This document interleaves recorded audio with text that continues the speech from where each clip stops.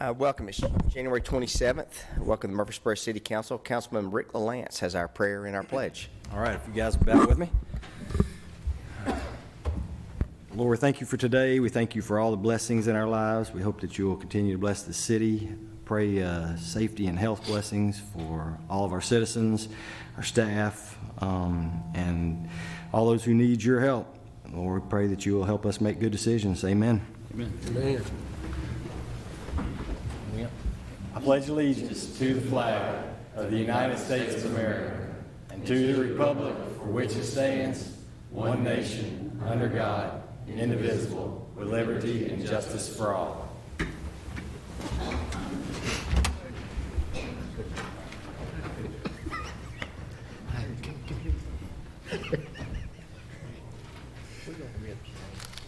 Good evening, Mayor and City Council members.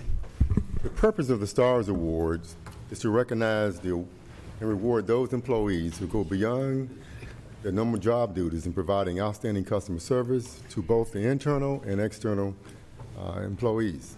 In addition, the STARS Award also recognizes those employees who exemplify the city's core service value, which is to lead by example and to treat others with respect. And this is the reason why tonight's recipient is here. One of our new leaders, Russell Gossett, who's the Director of Solid Waste Department, has exhibited excellent service and respect toward his team since joining the city a little over a year ago. In fact, one of his team members, Jennifer Smith, wrote the following about Russell.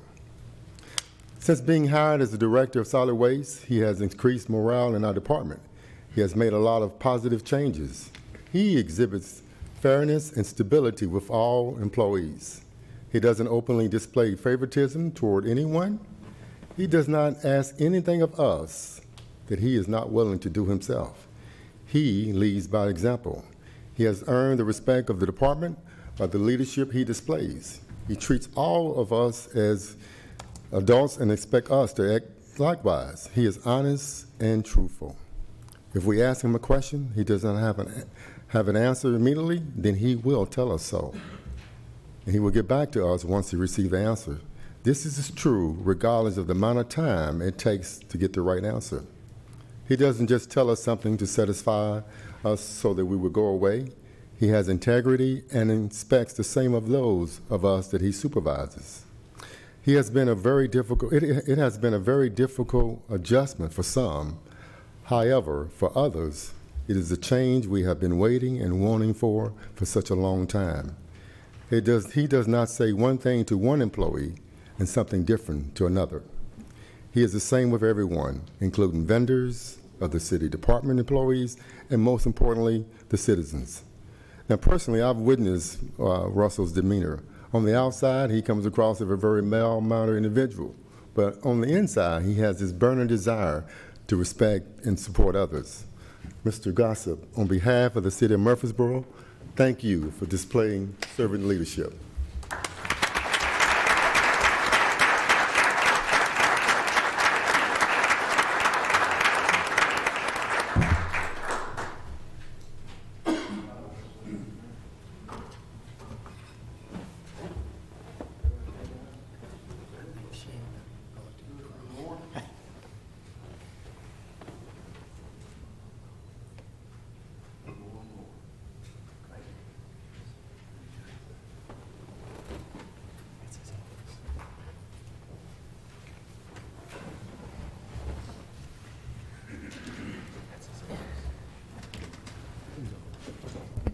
All right, we'll move to the consent agenda. And you had an email about one item being pulled off. We'll get later on in the agenda. Move for approval. Second. Motion and a second. Ms. Brown, please call the roll. Mr. LaLance? Aye. Mr. Martin? Aye. Mr. Shacklett? Aye. Mr. Wade? Aye. Mr. Wright? Aye. Mayor McFarland? Aye. We'll move to old business. We have land use matters, ordinance 21 OZ 39, zoning for property located along Vills Road. This is second and final reading. Can I get a clarification on something? Matt, is this a build-to-rent neighborhood, or is this just normal build-to-sell? Matt Taylor from SEC. Not sure if you're looking for me or Mr. Blomley, but he's not here tonight. So my client is Meritage Homes, and so to my knowledge, all they do is build to sell. Okay. So moved. Second. Ms. Brown, please call the roll. Mr. LaLance? Aye. Mr. Martin? Aye. Mr. Shacklet? Aye. Mr. Wade? Aye. Mr. Wright? Aye. Mayor McFarland? Aye. We'll move to new business. We have Resolution 22R02, Public Entity Partner Safety Equipment Grant. Good evening again, Mayor and City Council members. The Employee Service Department is requesting your approval to accept a $4,000 matching grant from our workers' compensation carrier, which is Public Entity Partners, to help in the purchasing of a host system. The Water Resource Department ordered a host system to retrieve employees from confined workspace. Using the system will be also following OSHA compliance guidelines. The total cost of the system is $11,813. Once we apply the $4,000 grant from PEP, this reduces the city's expenditure for the host system to $7,813.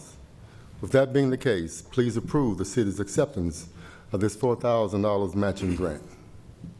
I'm available for any questions or concerns you may have. I move for approval. Second. Motion is second. Ms. Brown? Mr. LaLance? Aye. Mr. Martin? Aye. Mr. Shacklet? Aye. Mr. Wade? Aye. Mr. Wright? Aye. Mayor McFarland? Aye. Resolution 22R03, this is mutual aid agreement with Nashville Fire Department for water rescue services. Chief? Good evening, Mayor and members of council. The resolution you have before you is an agreement with Metro Nashville government for Tennessee Task Force 2, which is an urban search and rescue team out of a statewide team that's that is hosted by the Nashville Fire Department. We have sent personnel with Nashville to other deployments in the state of Florida and the state of Louisiana with this team in the past. We commonly send other personnel with about 4 other municipalities in the mid-state region. Metro Nashville has asked for us to enter a mutual aid agreement or a MOU with them to better facilitate how all of that is done together. Truthfully, the mutual aid law of 2006 that kind of eliminates the need for mutual aid agreements or contracts doesn't cover our personnel when they're assigned to a task force like this underneath of another department. And so this memorandum of understanding kind of defines those roles, defines us as that, and it's just kind of carrying that forward. I can answer any questions if you have any. Any questions for Chief? There aren't any. I'll move for approval. Second. Motion is second. Please call the roll. Mr. LaLance? Aye. Mr. Martin? Aye. Mr. Shacklet? Aye. Mr. Wade? Aye. Mr. Wright? Aye. Mayor McFarland? Aye. We'll move to land use matters. We have sewer allocation variance for Agri-Park Drive. This is Clover Senior Living. Mr. McKnight. Mayor, Council, stand before you with a sewer allocation variance request for the development of a proposed senior living multifamily residential complex located along the east side of Agri-Park Drive, north of Old Fort Parkway. The proposed development includes 119 dwelling units on 9.7 acres for a density of approximately 12.3 dwelling units per acre. Water Resources confirms there is available sewer capacity. Planning Department believes this is a good use for the location. I'm available for any questions. Any questions? So moved. Second. Motion is second. Ms. Brown, please call the roll. Mr. LaLance? No. Mr. Martin? No. Mr. Shacklet? Aye. Mr. Wade? Aye. Mr. Wright? No. Mayor McFarland? No. All right, we'll move to Plan of Services, Annexation, and Zoning for property along Joe B. Jackson Parkway.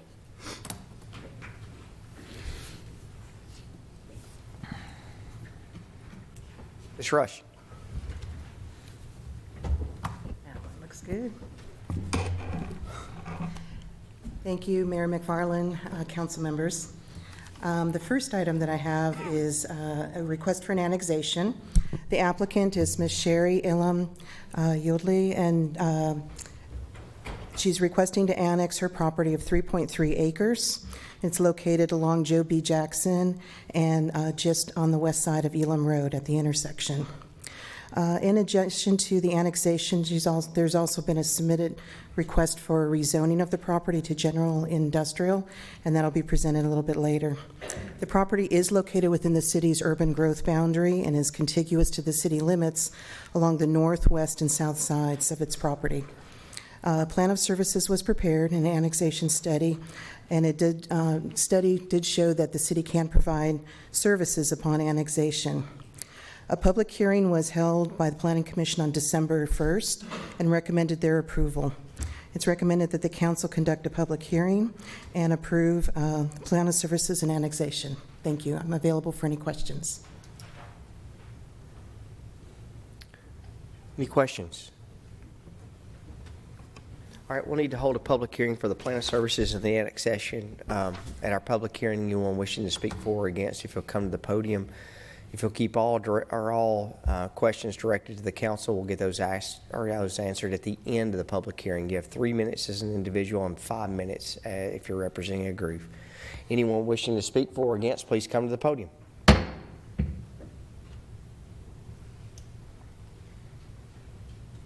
All right, seeing none, we'll close the public hearing and we'll now consider Resolution 21R PS 47.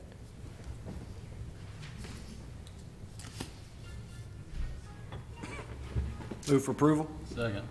Motion is second. Ms. Brown, please call the roll. Mr. LaLance? Aye. Mr. Martin? Aye. Mr. Shacklet? Aye. Mr. Wade? Aye. Mr. Wright? Aye. Mayor McFarland? Aye. We'll now consider Resolution 21R A 47. This is for the annexation. Ms. Rush is going to make comments.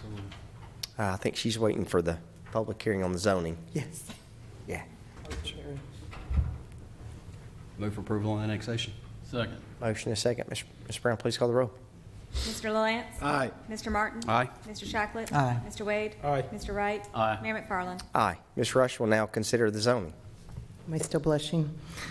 A little embarrassed. The subject property, as I said earlier, is a 3.3 acre parcel located along Elam Road in Joe B. Jackson.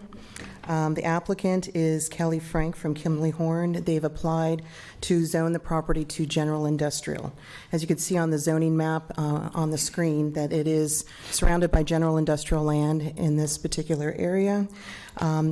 Nearby uses are primarily vacant agricultural land, open land. This is an area in the future that the city's hoping and looking forward to future development of industrial and businesses and other opportunities. The future land use map of the Murfreesboro 2035 Comprehensive Plan indicated that auto urban general commercial was the appropriate land use for this particular property. The general industrial zoning was a zoning district that was established several years after the approval of the 2035 comp plan, so it was never considered as a consistent zoning district. Considering that the adjoining properties are all general industrial, staff feels that this is an appropriate occasion to deviate from the future land use map. December 1st, the Planning Commission held a public hearing and recommended approval of the zoning. Staff recommends conducting a public hearing and enacting the ordinance that established the requested zoning. Thank you. Any questions? All right, we'll need to hold a public hearing on this zoning request. Anyone wishing to speak for or against, please come to the podium.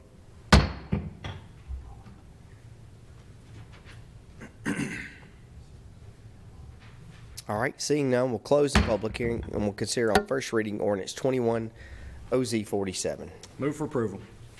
Second. Motion is second. Ms. Brown, please call the roll. Mr. LaLance? Aye. Mr. Martin? Aye. Mr. Shacklet? Aye. Mr. Wade? Aye. Mr. Wright? Aye. Mayor McFarland? Aye. We'll now consider a plan of services, annexation, and zoning for property along New Salem Highway. Ms. Rush.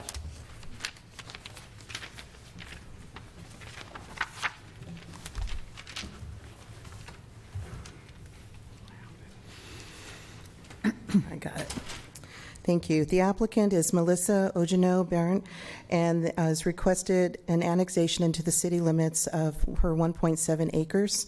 It's located along New Salem Highway, east of Cason Lane.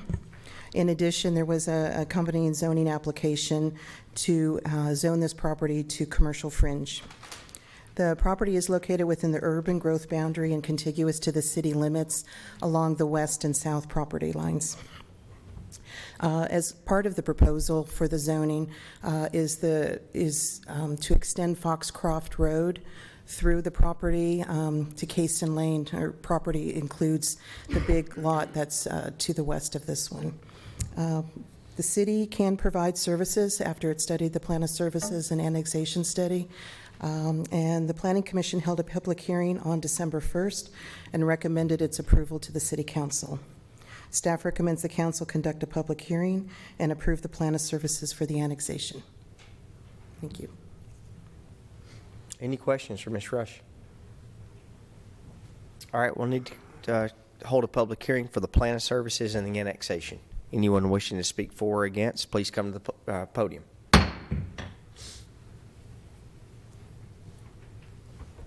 All right, seeing none, we'll close the public hearing and we'll consider on first reading Resolution 21R PS 48 for the plan of services.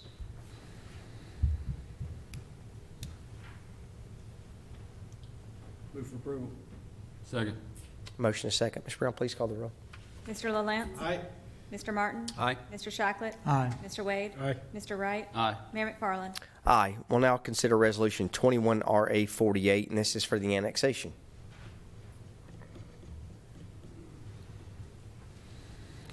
Move for approval. Second. Motion is second. Please call the roll. Mr. LaLance? Aye. Mr. Martin? Aye. Mr. Shacklet? Aye. Mr. Wade? Aye. Mr. Wright? Aye. Mayor McFarland? Aye. Ms. Rush. Thank you. This next public hearing item is for the zoning application for 1.7 acres located along New Salem Highway. The property is to be zoned, or is requested to be zoned from OG, which is Office General, and CF, portion of it to planned commercial design development, and the other portion is to remain CF. So on the colored map, you can see the different areas that are proposed for changes. So the blue one is the parcel that was just for the annexation, the last item on the agenda, and had requested a commercial fringe zoning district. The purple area is currently zoned OG and is requested to go to a planned commercial development. There was a program book that was included in the attachments. The purpose of the PCD is to allow the development of a veterinary clinic with no overnight boarding. That's not an allowed use in what was currently zoned CF, and so the applicant has requested the PCD zoning there. The remaining green areas are the OG zoning, and the applicant's requesting that to be rezoned to CF. And on this figure, you can see the extension of Foxcroft Road. That would be developed with the first development of the veterinary clinic. A neighborhood meeting was conducted back in, I think it was November. We only had 2 people who attended. They were from the same household, and they primarily had questions about the road and what was proposed there. They did not voice any objections. The Planning Commission then had a public hearing on this item on December 1st, and they recommended their approval to the City Council. Staff is asking for the council to conduct a public hearing and enact an ordinance establishing the requested zoning. Their representative is Mr. Matt Taylor of SEC, and he's here, and I believe he has a short presentation to share as well.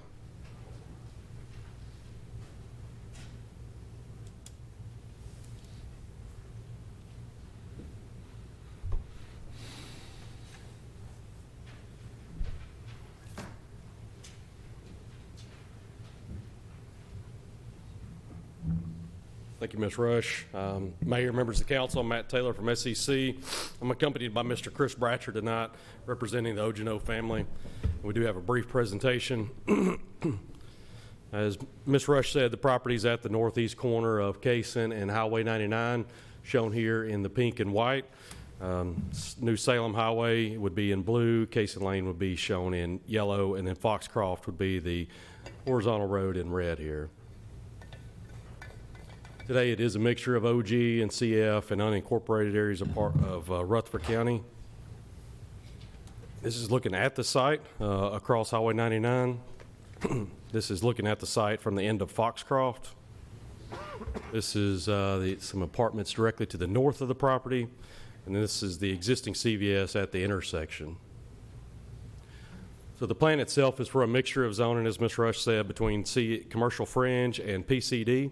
The PCD is about 2.76 acres and would allow for 2 commercial buildings. The northernmost of those is the veterinary clinic. The southernmost currently does not have a user, but is, is designed to mimic the architecture and layout and size of the veterinary clinic. The remaining 7.5 acres of the site would remain or be rezoned to commercial fringe. Everything here would have underground utilities, and all of our sites would comply with the city's design guidelines for formal open space. The proposed uses are intended to be very neighborhood friendly. The complete list is inside of your pattern book that you have. Here's a few: dentist, the clinic, the vet clinic, something like a flower or plant store, so very destination oriented. And we've left the heavier retail uses along the main roads. Architecture, everything here is designed to comply with the city's design guidelines, all brick, stone, fiber cement. We've tried to keep a residential character, and we've lowered the maximum height from 35 to 30 feet. Here are the elevations for the vet clinic. The other building will mimic this in design. Will not be exactly identical, but will be very similar. And then access, main points of access for the PCD will be coming off of Foxcroft Road, which will connect and be extended over to Cason Lane. And then we'll have interconnectivity between each individual site to try to minimize traffic back out on the public roads. And then buffering will comply with the city's design guidelines. So we'll have buffering along the northern property lines as well as the eastern property lines. And I'll be happy to answer any questions that you have. Any questions for Mr. Taylor? Thank you. All right, we'll need to hold a public hearing for this zoning request for 6.7 acres. Anyone wishing to speak for or against, please come to the podium.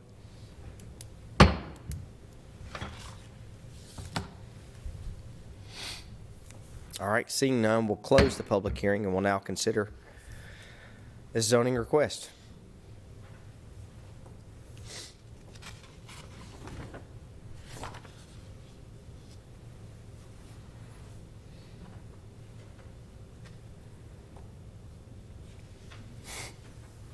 Move for approval. Second. Motion and a second. Ms. Brown, please call the roll. Mr. LaLance. Aye. Mr. Martin. Aye. Mr. Shacklet. Aye. Mr. Wade. Aye. Mr. Wright. Aye. Mayor McFarland. Aye. All right, we'll move to item 12. This is amending the West Lawn PUD zoning along Veterans Parkway. Good evening. Good evening. Mayor and council. It's been a long time. It's good to see you again. Good to see you, Margaret.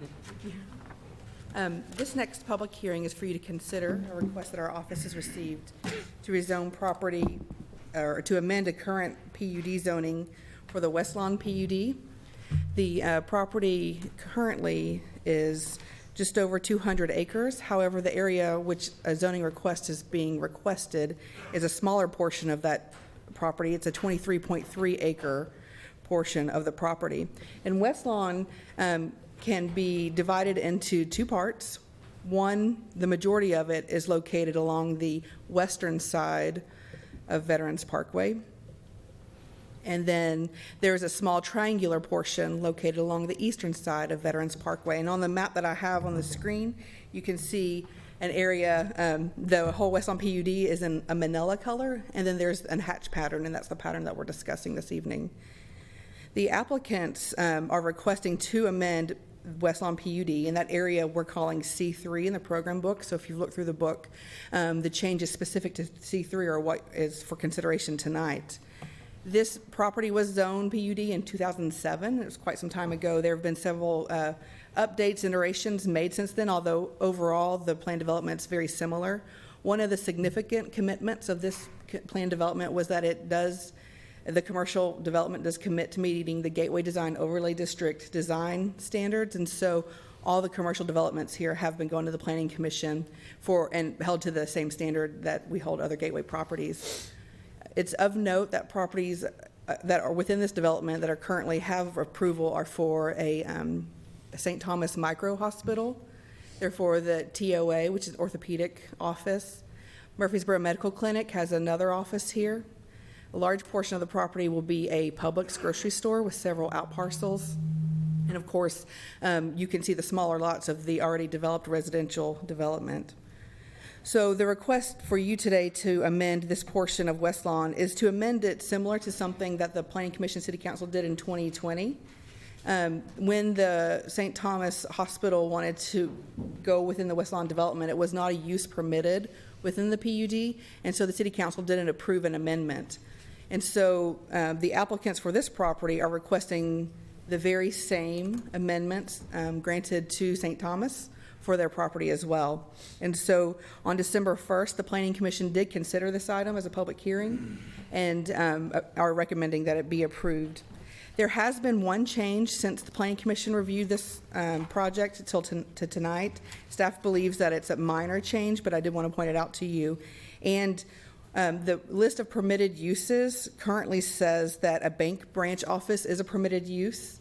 And we wanted to go further. The applicant has requested to take that a little further and say that a bank branch office, including credit union branch office, is a permitted use. They just have a possible out parcel here, and they believe that if that language was extended just a little bit, that they would feel comfortable that their credit union would be permitted. Staff did not recommend financial services be the language that's substituted, because sometimes financial services can include like check cashing places.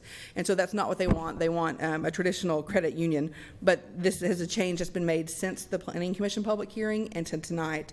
And since it is a minor change, we believe that's something that can be done without going back to the Planning Commission. Staff is supportive of this change for 4 reasons. One is it is consistent with the Murfreesboro 2035 comprehensive plan and the future land use map. That map does recommend a general commercial development here. The second is that this zoning change is consistent, almost identical to what City Council has done just across the street within the same PUD. We also are supportive because this development will be held to the Gateway Design Overlay District standards, and so we know that that's an extra layer of quality that we'll expect to see in this area.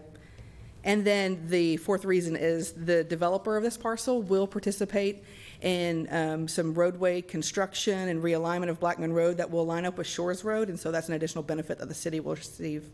As I mentioned, the Planning Commission did hold a public hearing on December 1st. Their recommendation to you is unanimous that you do approve it. If you have any questions, I'll be glad to answer them. If you have any questions from the applicant, both Mr. Taylor and Mr. Harney are here as well. Any questions for Ms. Green?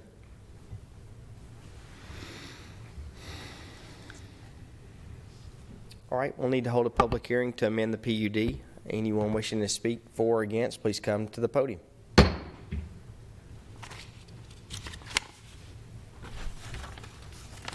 All right, seeing none, we'll close the public hearing and we'll consider on first reading ordinance 21 OZ 44. There are no questions. I'll move for approval. Second. Motion is second. Please call the roll. Mr. LaLance? Aye. Mr. Martin? Aye. Mr. Shacklet? Aye. Mr. Wade? Aye. Mr. Wright? Aye. Mayor McFarland? Aye. All right, we'll move to item 13, rezoning property along Bridge Avenue.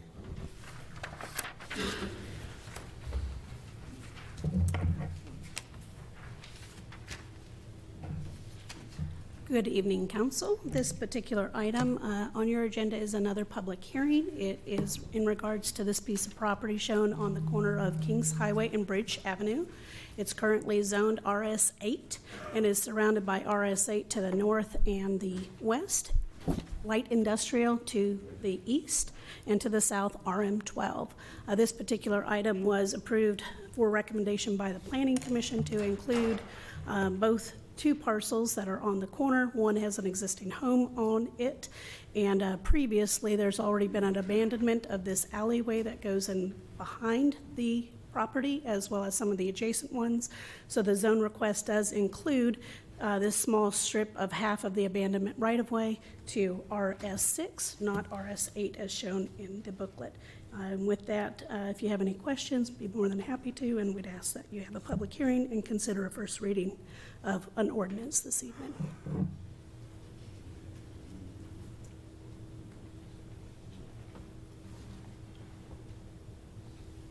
Any questions? Hold on 1 second. Let me open the public hearing. We'll need to consider a public hearing on this 0.53 acre request. Anyone wishing to speak for or against, please come to the podium. Thank you, Mayor McFarland and council members. Now, could you put that back on the screen? Oh, it's right here. Okay, that green strip, that house, that's our property. So I came tonight because I couldn't understand. I understood what they were saying. He said that that's 8.5 feet is supposed to be on our property. Is that right? As soon as the public hearing's over with, we'll get that answered for you. But go ahead. Okay. The question's on the 8.5 feet there?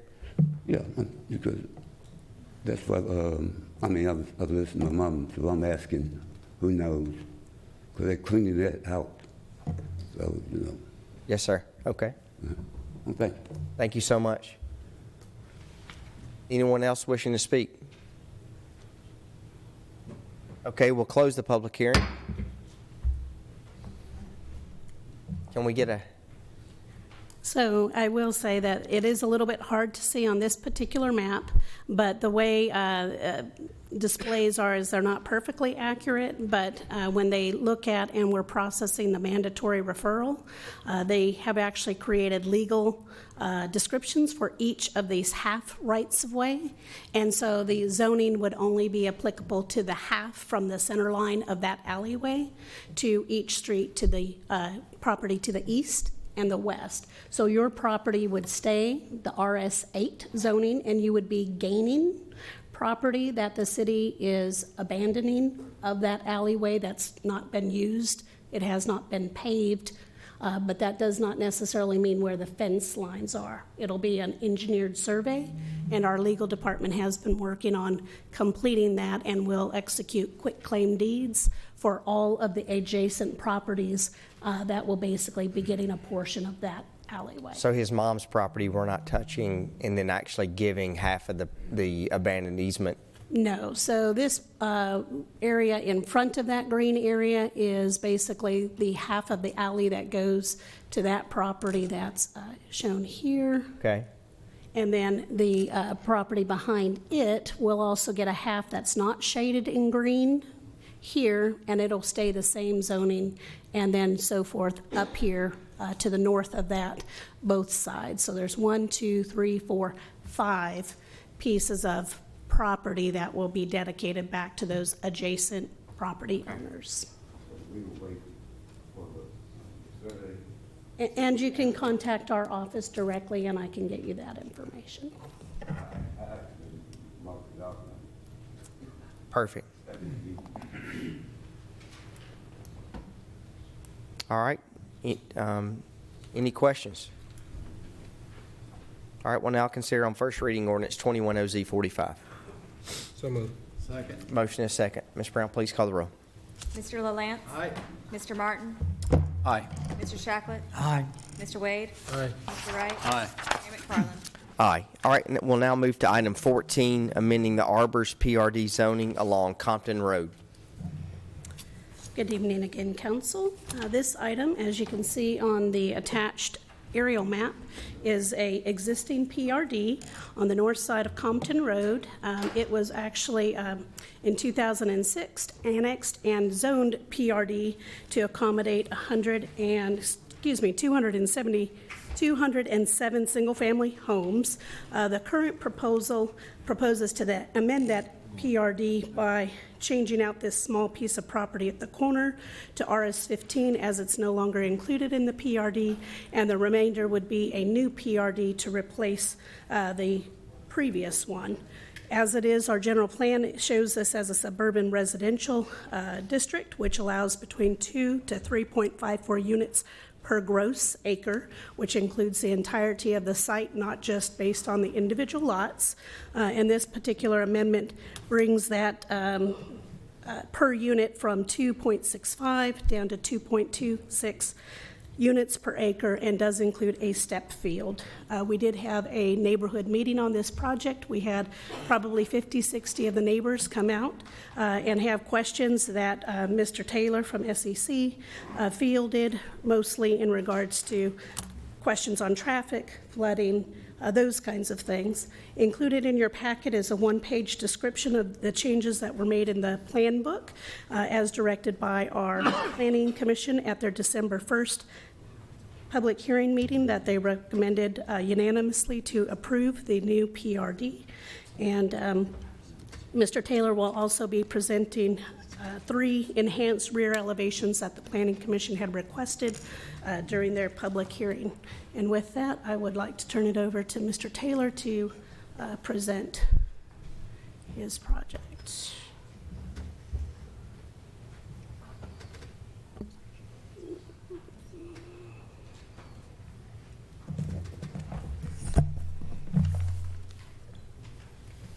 Thank you, Ms. Smith. Mayor, members of the council, I'm Matt Taylor from SEC, and I'm accompanied tonight by Mr. Steve Pierce of Middle Tennessee Development, the applicants on the project. And we've got a brief presentation on the Arbors at Compton PRD amendment. As Ms. Smith said, this is about a 78-acre piece of property along the north side of Compton, on the north side of our town. Compton will be shown here in light blue on the left, right, horizontal of the screen.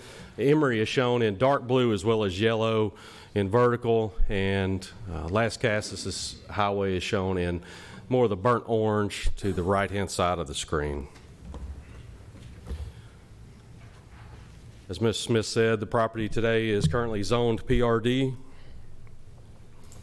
We've got good access to water, gas, electric, and we would utilize a on-site step system for our wastewater. Drainage generally drains, or stormwater generally drains from north or south to north and then discharges at the northwest corner before passing underneath Lake Brook Drive and entering Bushman Creek. The site today is mainly open pasture land, does have a single house and some pockets of woods around the perimeter, especially on the north end of the property. Here's the existing house that will be removed. This is along Compton, looking back toward Memorial Boulevard. So this property would be to the right of this picture. This is an existing home along Emory. Here's one over in Lake Brook, and then an existing home along Dutton. The existing plan allows for 207 detached homes. That was on a mixture of 10 and 12,000 square foot lots for a density of just under 2.7 units to the acre. This plan was developed with the assumption they would be able to extend sanitary sewer back in 2006, 2007 timeframe.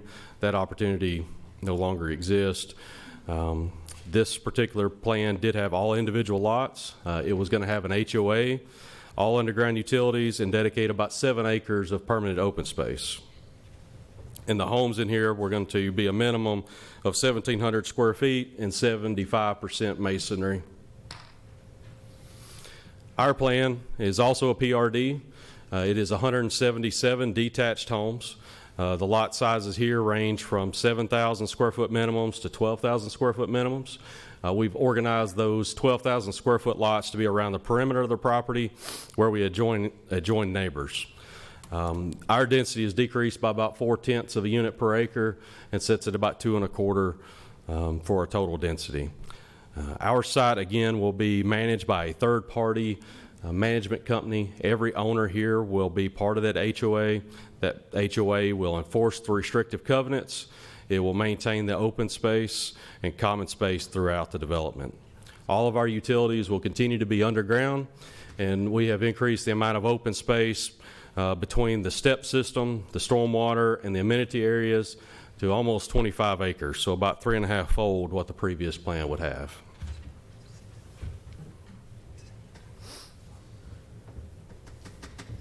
Home architecture, we're continuing to maintain good quality materials here. We will have a variety of 1- and 2-story homes. The 1-story homes will start at 1,700 square feet in size, and the 2-story will start at 2,000 square feet in size. These will all be on individual lots of record. We anticipate these to be front entry garage homes. Setbacks are identical to the previous application and are very familiar to all of our city subdivisions, 35 foot on the front, 5 on the side, and 20 foot on the rear. Our homes will be 100% masonry. There'll be a mixture of brick, stone, and cement board. The only vinyl will be in the trim and soffit areas. We have also committed to a minimum of a 30-inch stone or brick water table on the front with an 18-inch water table on the other 3 sides. So some of the elevations, we worked very closely with staff to create a good design. We wanted a lot of interest, variation, and quality design. We did that by varying up the colors, the materials, the building planes, adding a lot of detail, just overall interest in these elevations. So here's a couple of examples of the one-story homes. This is an example of, we've committed to, I think it's 7 lots. They're designated on the concept plan by a red square that would be fully brick or stone. Those were identified by planning staff as high-interest lots. And then the 2-story homes throughout, again, nice front porches, a lot of detail, variation in color, a variety of elevations.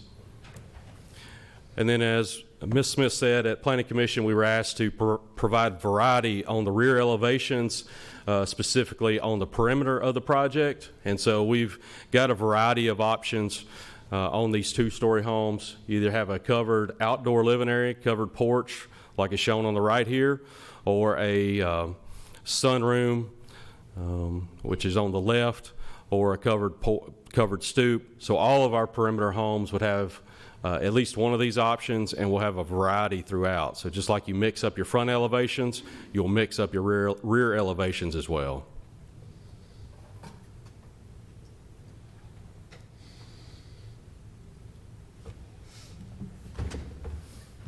Amenities, we used the original program book as a starting spot and then really added to that and made it better.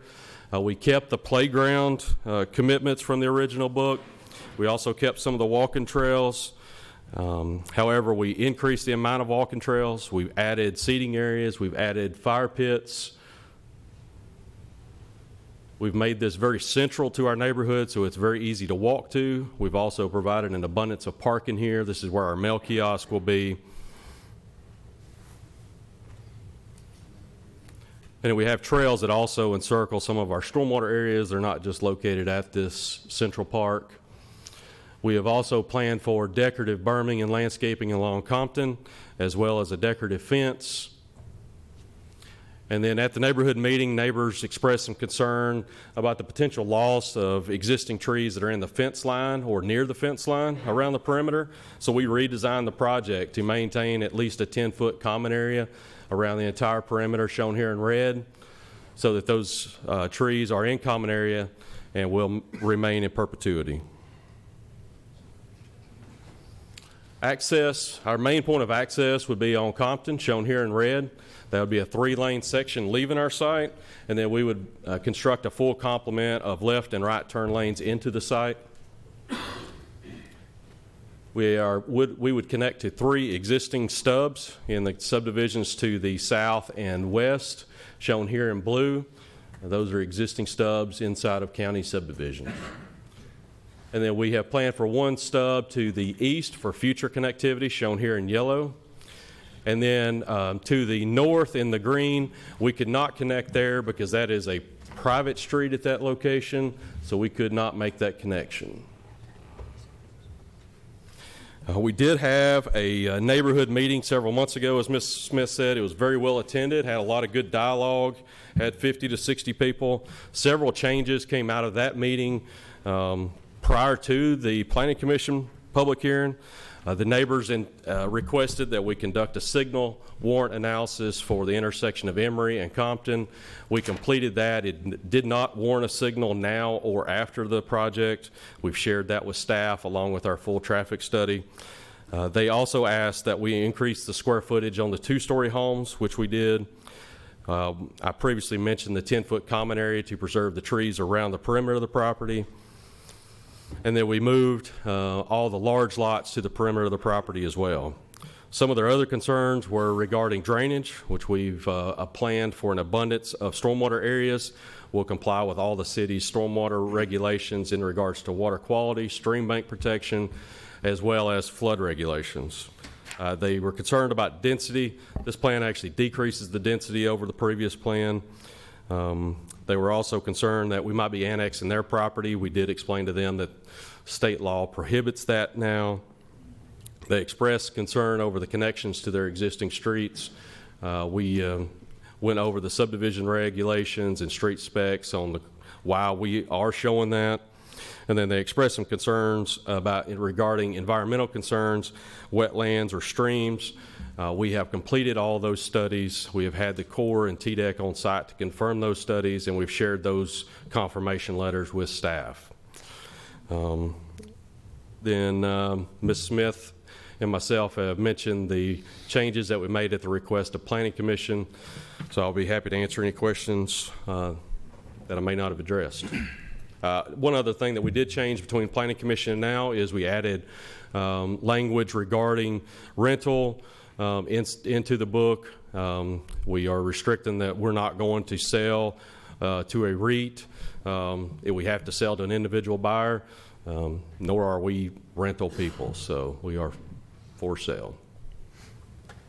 I'm just going to mention a couple things too, just to, before we get to the public hearing, and I don't know that you necessarily need to be still up there, Matt. I just wanted to there was two comments that I want to make before we get to the public hearing, because of some comments that I made at the Planning Commission level that I've kind of learned a little bit since then. But so first of all, just kind of before we get into this, I was under the impression when we were at Planning Commission that the density that we're doing currently, that is currently proposed to us, was equal to what would be able to be had at the county level.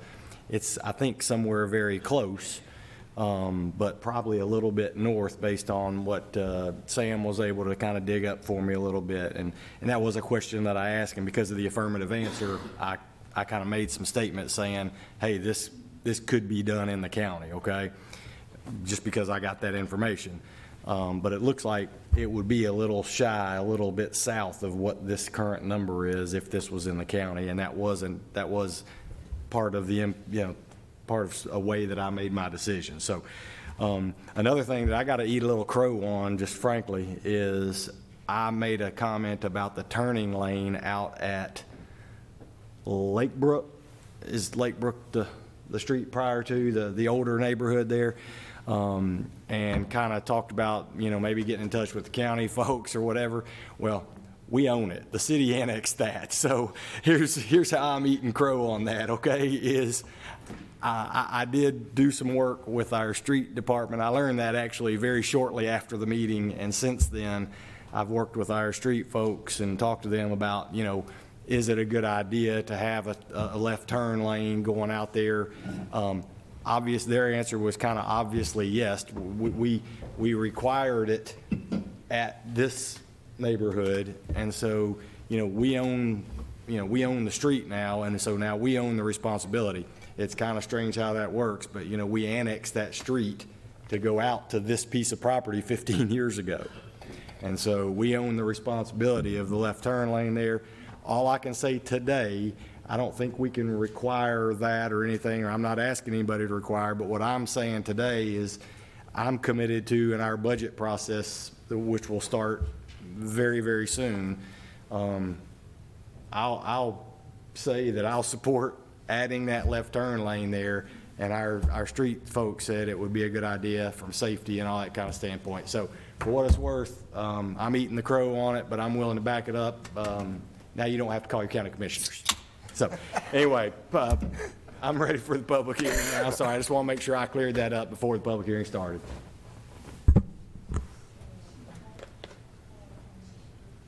Mr. Taylor, we've all received a lot of comments about drainage. Can you sort of update us on drainage on the property? Yes, sir. So if I can maybe bring the plan back up on the screen, I'll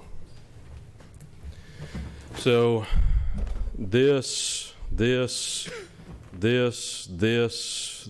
are all detention stormwater areas that we have planned for our project. Today, there is a good amount of water that generally flows like this. It comes underneath Compton, flows in between Emory and Dutton, and then crosses our property, goes into the Lake Brook subdivision, crosses underneath Lake Brook, and then continues into Bushman. At the neighborhood meeting, we heard discussion about, I think it was this previous March, where we had some historic flooding throughout the city, depending on where you were. Where the Bushman backed up to this is what the neighbors testified to, roughly that line, which generally aligns with the 100-year floodplain elevation. At that meeting, we asked, did anybody's home get wet? The answer was no. Their yard was impaired for a while. That sounds like to me that the county's floodplain regulations worked. You develop those to protect the homes and the structures, the HVAC, not to protect the yards and the fences. That is not what the floodplain regulations are set up for. Everything that we do here will be in full compliance with the city's floodplain regulations. We will be setting our homes above. We will probably go through, I know we will go through at what they call a LOMAR F program, where the city has to verify, and we as engineers and surveyors have to verify what these elevations are set to after construction. The city signs off, that goes to FEMA for review and approval. It's a very routine matter that happens on most of our subdivisions that adjoin waterways inside the city limits and inside the county for that matter. These stormwater ponds, they will capture the stormwater from the lots and the roads. They kind of act as a big bathtub, if you will. They will hold that water. They will be released through a very small orifice or pipe, and over typically 24 to 48 hours after a rainfall event. So it captures that, holds it, and releases it very slowly so that it's released at the same rate as what is running off the site today. And so if there's 3 buckets of water leaving the site in an hour today, there can't be any more than 3 buckets leaving in an hour after we're done here.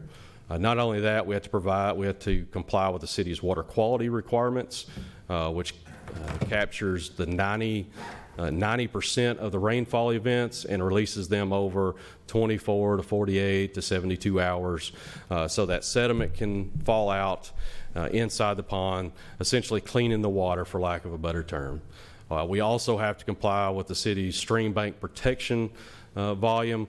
That storm event is set up so that we have to model it to really help the downstream channels, to try to let those storm events that may be getting there from other parts of the city to go through before our water is released on a frequent basis. That helps stream bank erosion. It helps the channels not be as full as often as well. So hopefully that addressed everything that you asked for there, Mayor.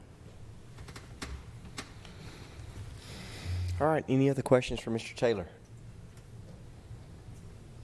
All right, seeing none, we'll open the public hearing and we'll consider this PRD zoning request. Anyone wishing to speak for or against, please come to the podium.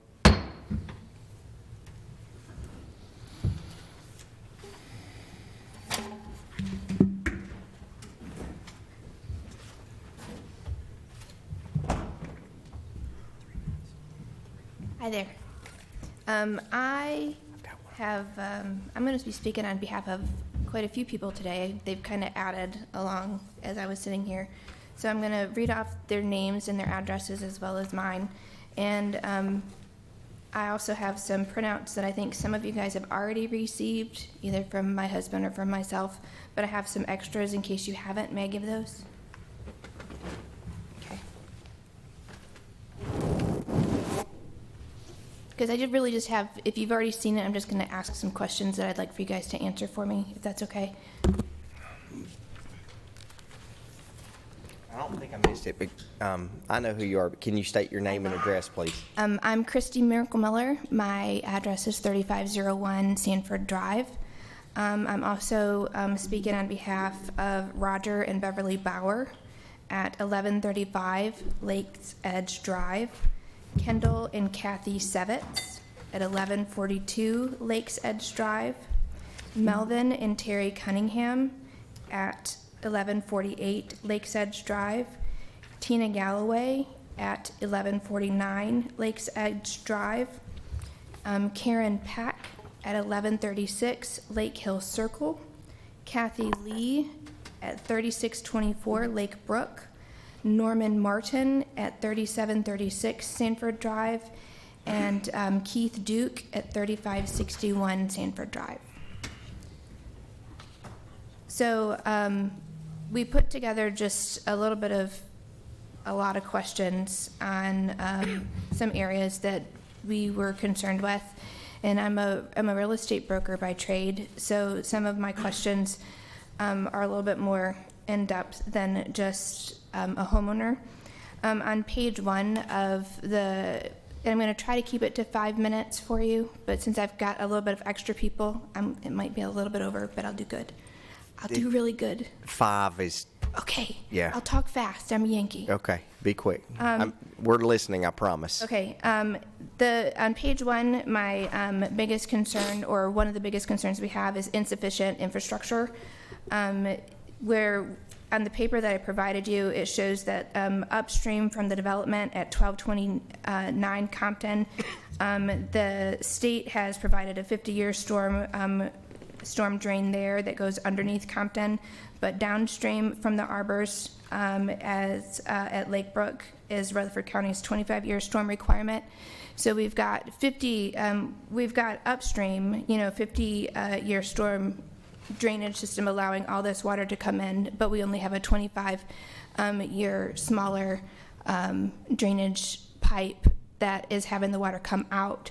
It's an issue, not just, it's not necessarily a city issue because right now it resides in the county, but once you bring the development in, the water is going to be flowing through the city development and over into the county.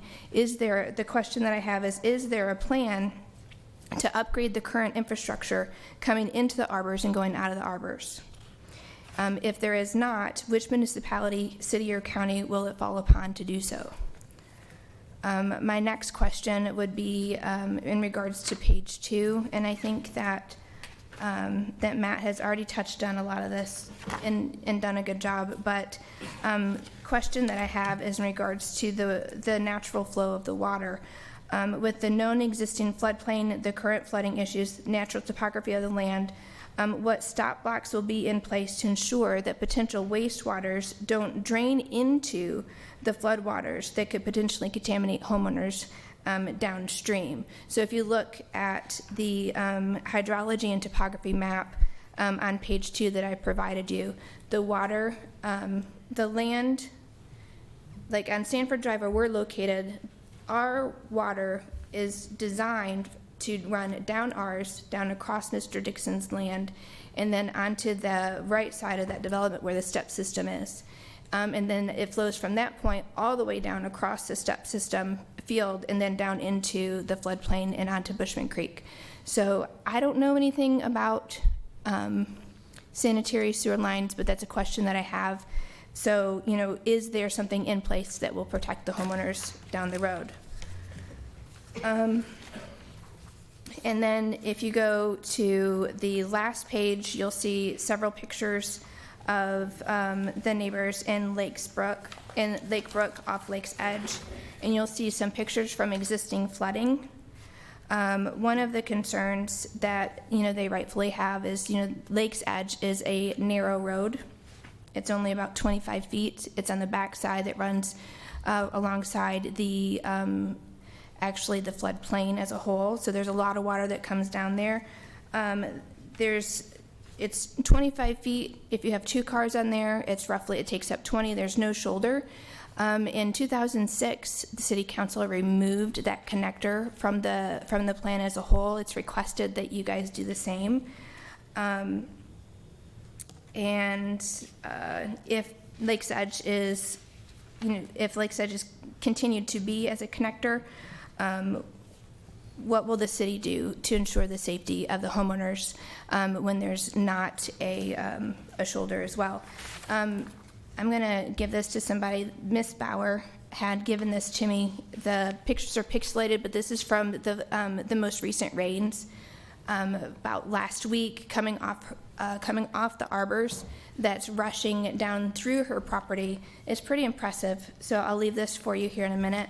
And then the last thing that I want to touch on before I have to run away is, as a real estate agent, I thought I would look to see, and I feel like, and it's not your guys's, it's not an issue that you guys have done or anybody else, but I felt being in the market since, the early 2000s, the growth that we've experienced at that time, and then the downturn of the market, and then how I've watched the market continue to go up. I did a search today on how many new construction homes were being sold in 2004, 2005, and I was really shocking. And I'm going to give you guys a copy of this because I think it's something that we all need to take a pause and look at.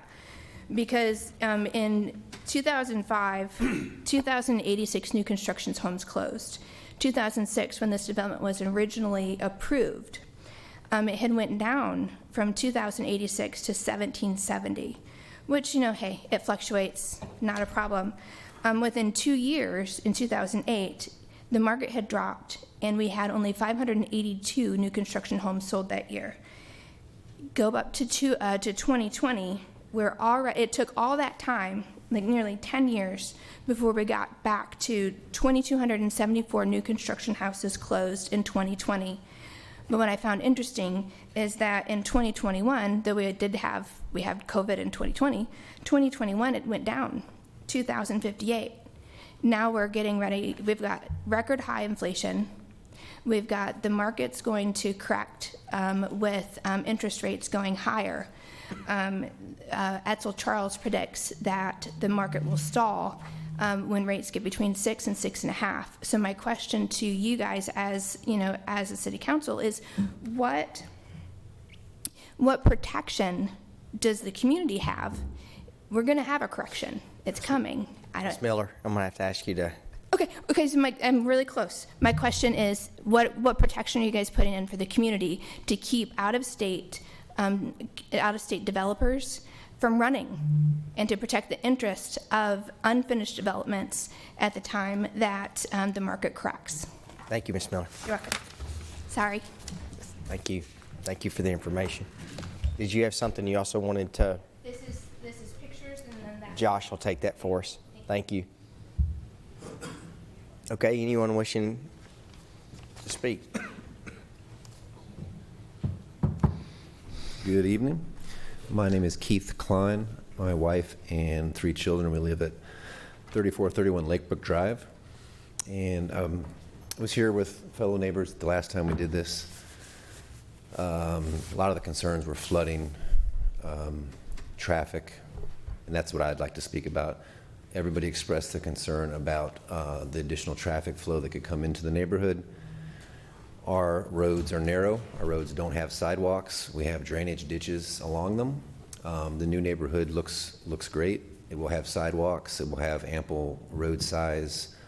And then they want to tap that into the 2 stubs, the county stubs. And we've asked the question about, why.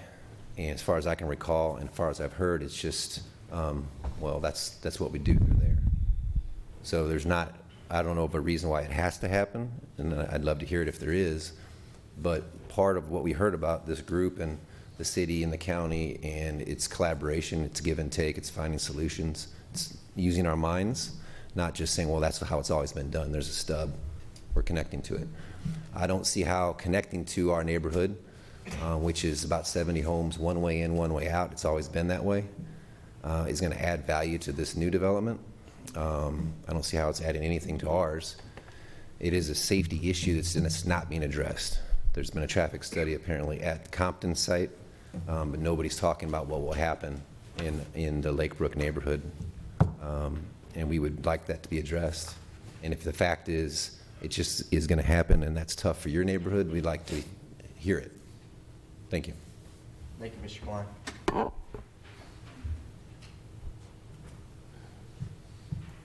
I'm Kathy Lee, and I live at 3624 Lakebrook Drive. So can you tell me how much of Lakebrook Drive the city bought? Where does it end? I can get that answered after the public hearing. Okay. And my second part of that question is, if the city owns it, why hasn't it been repaved?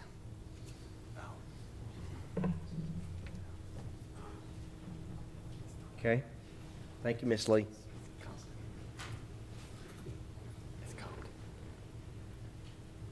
Good evening, everyone. My name is Chris Wells. I live at the end of Bushnell, right in the cul-de-sac, 1171. And I know we've got the drainage issues. That's been addressed. Keith lives down the street from me. His kids come up in my cul-de-sac where it's safe often. They come up there often. They're not the only children that come up to the cul-de-sac because this is a safe area. We have no sidewalks. I'm in agreement with Keith and most of us here. There's no reason to cut into our subdivision at all. Same thing I've heard is a law. Well, who made it a law? Did we vote for it, people? I don't think we did. I've only been here 2.5 years. My wife is from here. I'm from Atlanta, and I retired with 43 years from a company. And this is where I chose to retire, where I've got my home, because it's nice, quiet, secluded. I know the subdivision is going to be built. I don't see why anybody's cutting into our property area. I really don't. And I said it last time, if any of you lived there, you wouldn't be voting for it, I can promise you. Thank you. Thank you so much.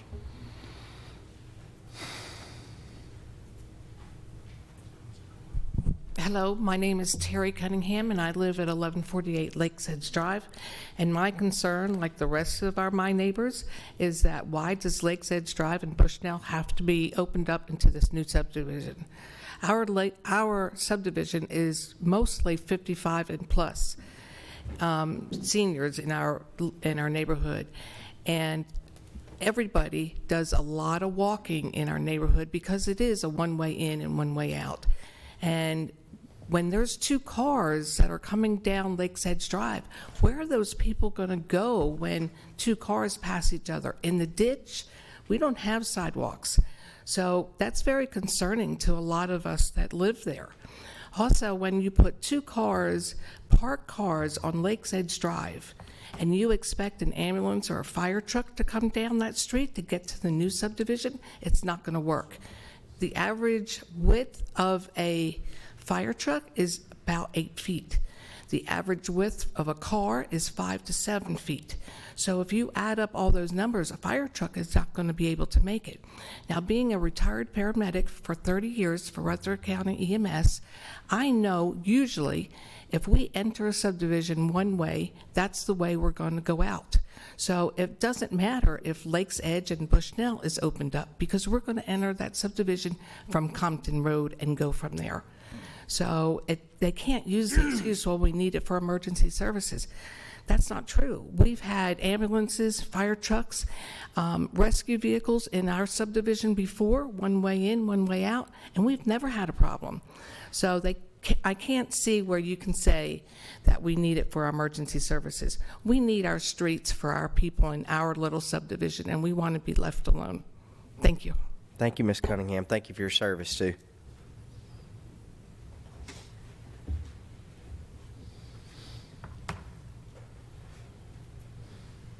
Good afternoon. My name's Al Miller. I'm at 3501 Sanford Drive. I have a couple of concerns here about this subdivision, and you know, it's unfortunate that we don't have any city people, any county people here to represent the county, because this subdivision, Lakebrook, has 55 houses in the subdivision that will be to the west of this. On Compton Road, there's about 6 houses that faces Compton Road. On Dutton Court, there's 14. Emory, there's 11. And on Dutton, I think there's 14 houses. This was annexed into the city in 2006. It was annexed based on city sewer being taken to the place and an easement being given for city sewer. We mentioned density. Density's 2.6 gross, but Mr. Taylor said that there's 25.5 green spaces, of which, if you do the number, about 12 acres of that is a floodplain, 100-year floodplain, FEMA floodplain. You know, what happens in a couple of years, FEMA comes in and reroutes their maps. What if this subdivision's imperviousness makes this become in a flood zone? The other 13.4 acres will be this modified step system, which that's where the sanitary system is. That's where all the waste is going to be, which will be right above the ponds. Both the 100-year flood, national floodway, the 100-year floodway, and the step system is considered to be in the density of this, which gives it a 2.26 gross density. If you net that out, which I was a little bit off, but it'll be a little bit over 3.2% density. If you take 52 acres and divide it by 72 acres, it's going to be right around 3.2% density. This is kind of a manipulation of what the density is, in my opinion. A comment was made earlier, does this line up with the county? Well, the county did one on 840, and they said that, I mean, I only know the county doing one 6,000 square foot, 7,000 square foot development, and they said that they would never do one again.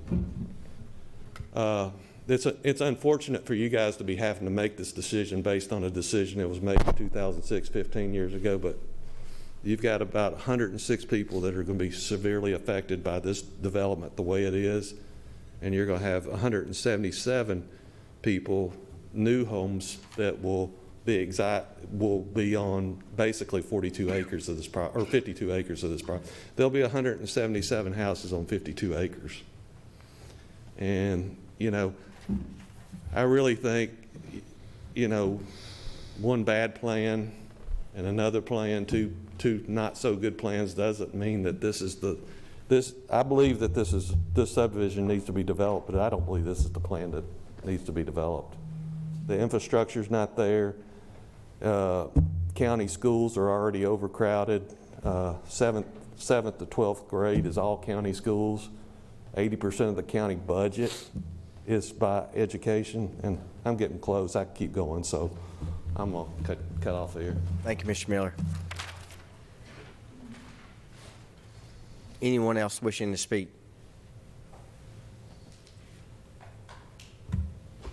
All right, seeing none, we'll close the public hearing.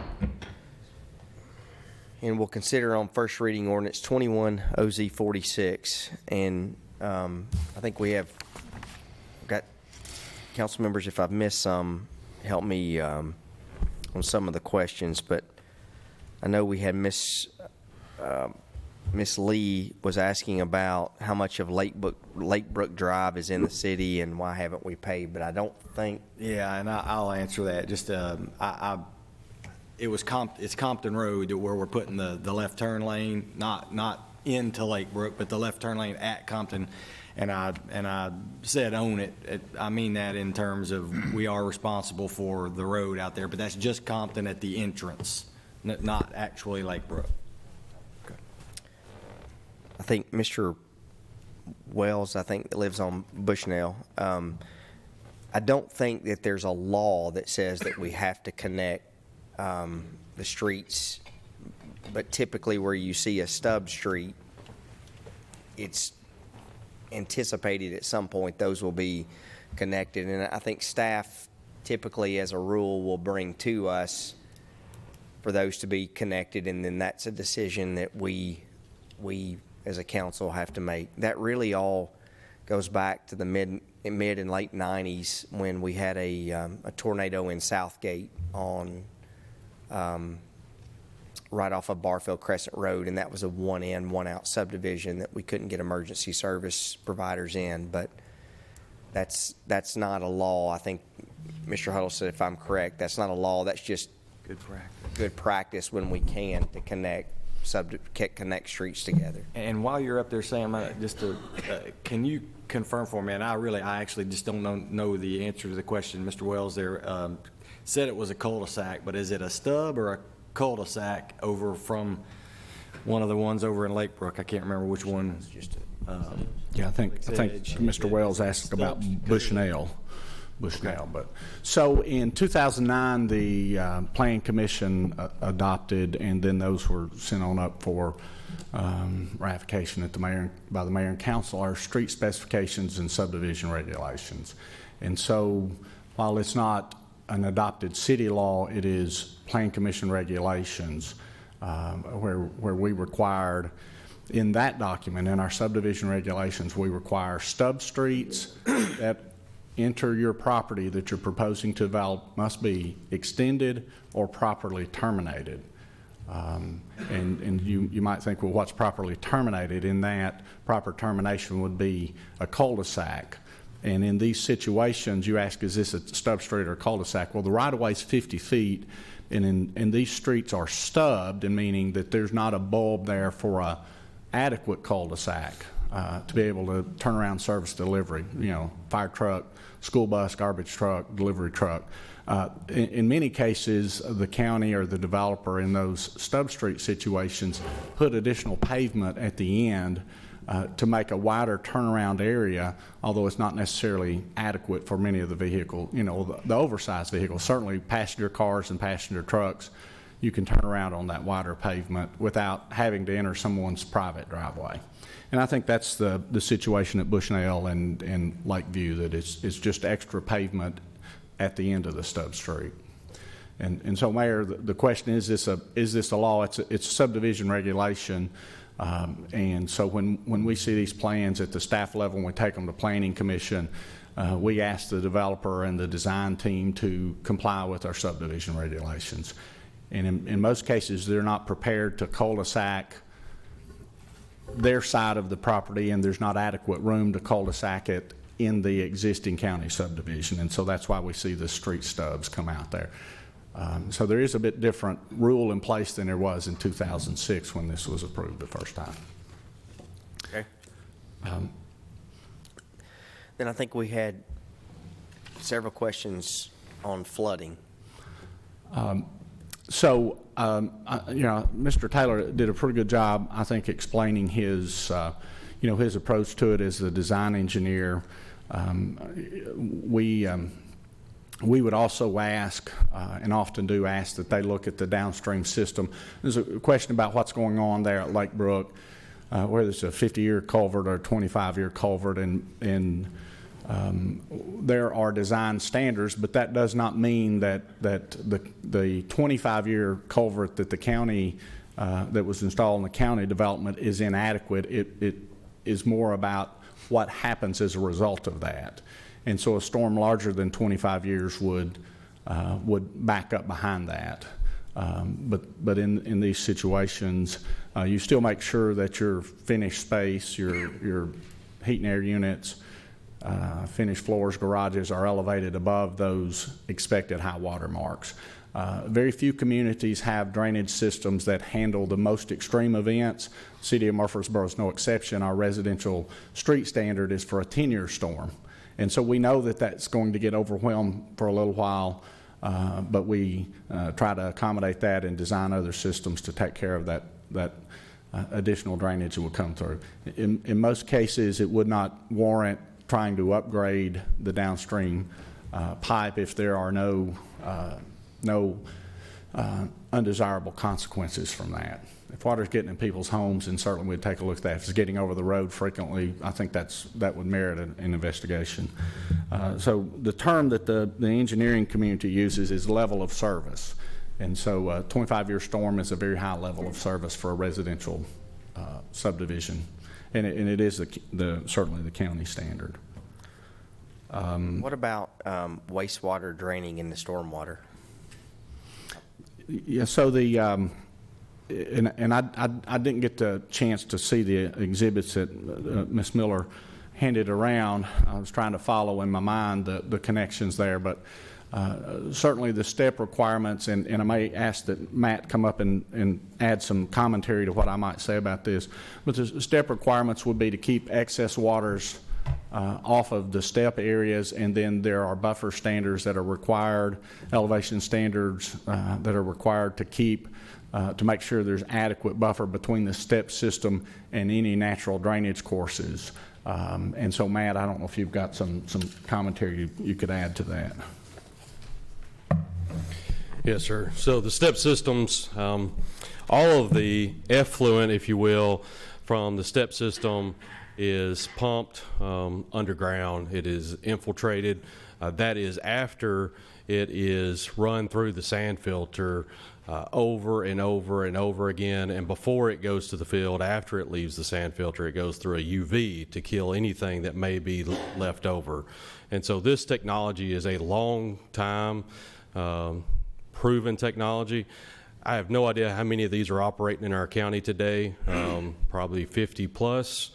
I think the city of Murfreesboro has, I think 2 or 3 active with a few more in the pipeline. It is a proven technology. The step system, the effluent from that is cleaner than the effluent that is entering the ground from the septic systems from everybody that is around this property. That essentially receives no treatment. The only thing that is pumped out of the household tanks on the step system is the gray water itself. It is not the solids. Septic system, everything is entering that system. So it is a much cleaner technology. It's very green compared to the septic. So those things soak into the ground. They do not leach across the ground. There is nothing discharged at the surface.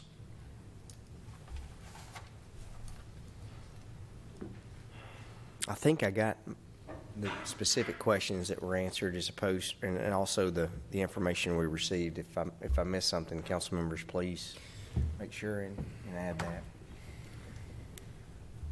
The only question I thought that I think Mr. Miller brought up was why is the green space included in the steps system and retention ponds included in the green space? Yes, sir. So that is really just a definition of density. It is how many units divided by total acreage. And so I would tend to agree with Mr. Miller if we were setting that aside as some sort of potential future development area. But everything that we have on here is planned for a permanent use. So it's either permanent common space that is going to be owned by the HOA, or it's going to be permanent step system field that is owned by, in this case, Murfreesboro Water Resources at the end of the day. And so this property, that is the density on this property. And so I think that is a very valid way to calculate density. It's a very simple definition. The same way that I would go next door and start to calculate the density in Mr. Miller's development, or the way that I would go next door in Lake Brook and calculate their density, I would count houses, and then I would count how much acreage was inside that parent tract. That is exactly how we count density in every project in Murfreesboro and every other municipality that I work in.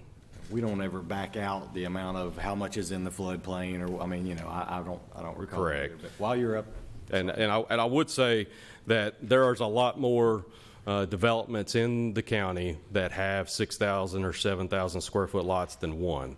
I've got about 6 written down here that I could think of off the top of my head that I've been a part of. That doesn't count what other consultants have done. So it has become a very common tool and way to zone and use property in the county as well as the city in order to try to meet the demands of people moving here.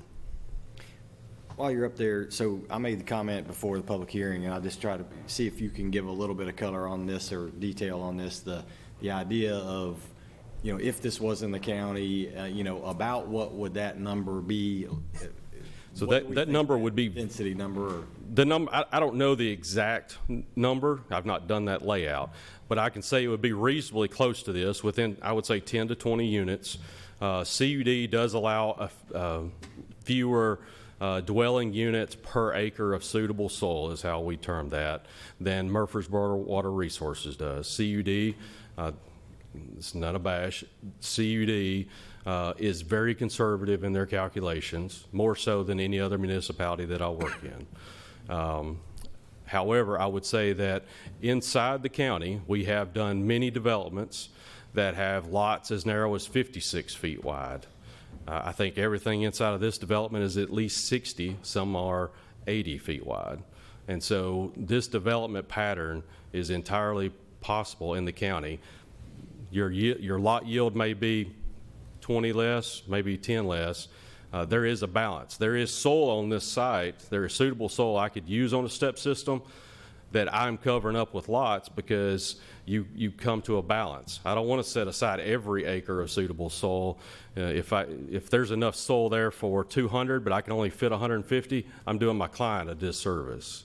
And so there is suitable soil on this property, so it would be a balance. It would be 10 to 20 units less would be my anticipation, Councilman. Would the drainage plan be any different if it was a county property and not a city property? I would lay this subdivision out in the exact same manner. The only difference in what I do in the county versus the city is I have to detain the 25 instead of the 10-year storm event. I still evaluate with all of my calculations, whether it's the county or the city, the 1 through the 100-year event.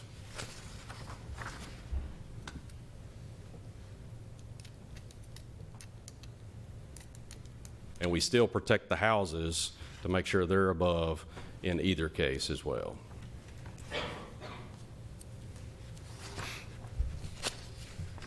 And Mr. Shacklet, too, wanted to just go back to the issue about the density, and this is for our Planning Commission members who are also on council, Mr. Wright and Mr. LaLance.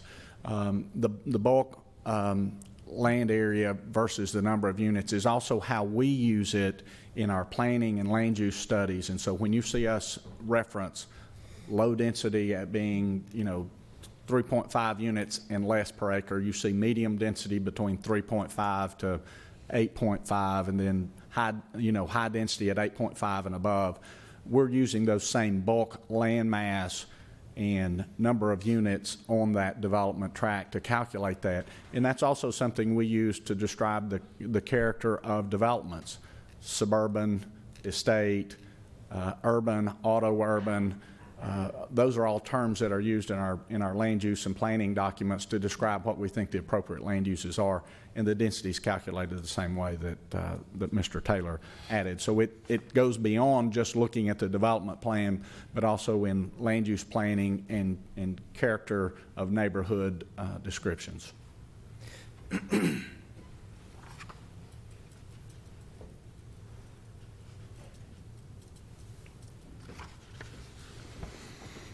Any other questions? I got one more question on the connection, and this is, I don't know if maybe Matt knows this or not, but as we're looking at our picture, I guess it would be the connection, it would be on the east side of this property. There's the kind of the 3 cul-de-sac looking ends of the roads area. What is we see it as kind of a cul-de-sac here. I think it's a connection, but maybe it's not, and I think there might be some the landowners changing or whatever. I don't know. What's happening there? So we were asked by staff whenever we first sat down to have a connection to the east.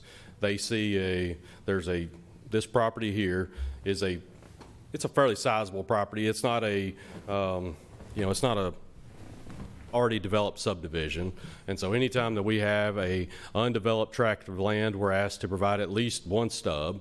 And so what we've done here is we've planned for this to be a long-term stub. So we've went ahead and shown that we're going to construct a cul-de-sac so that city services, whether it's a bus or a trash or a fire truck, can turn around properly at the end, but we're going to dedicate the right-of-way all the way to the property line so that whenever that property next door develops, it's able to be extended in and can serve that piece of property.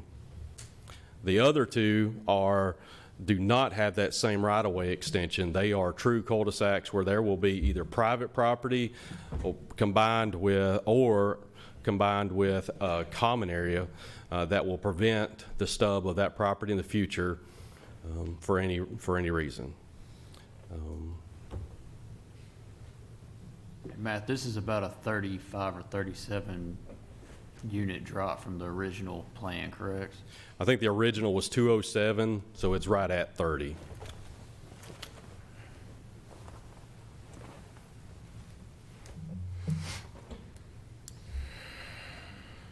What's the minimum, this is for staff, what's the minimum number of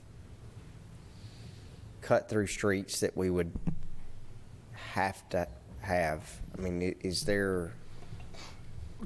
Yeah, so Mayor, our subdivision regulations require any street that is stubbed into your development tract to either be extended or properly terminated. And so where a 50-foot right-of-way or a 40-foot right-of-way and a two-lane street stubs into your property, we want to see those managed. In most cases, the developers, and in fact, in all cases, the developers, I say that almost all cases, the developers choose to extend that street. There might be one or two cases that I'd have to go back and do maybe a little homework where it was actually cul-de-sac, but that cul-de-sac would have to be on the developed property, which winds up, creating a very, very odd development issue. So according to the subdivision regulations, the existing street stubs, 3 places, if they're extended, all 3 places would need to be managed.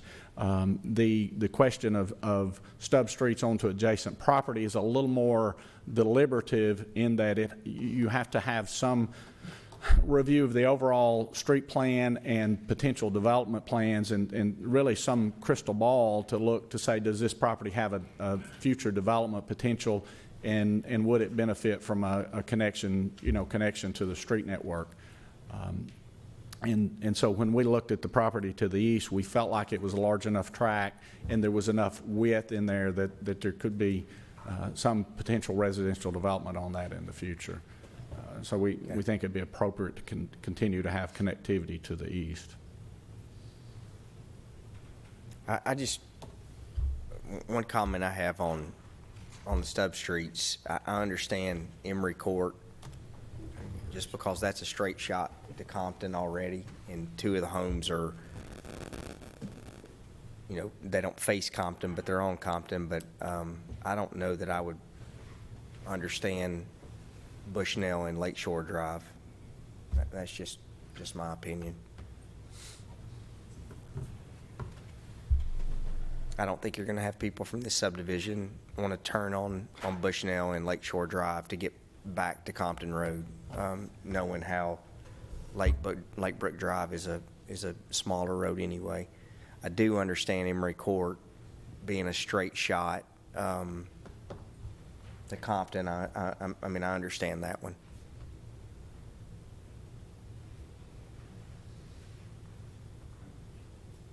Would you make a change? I would.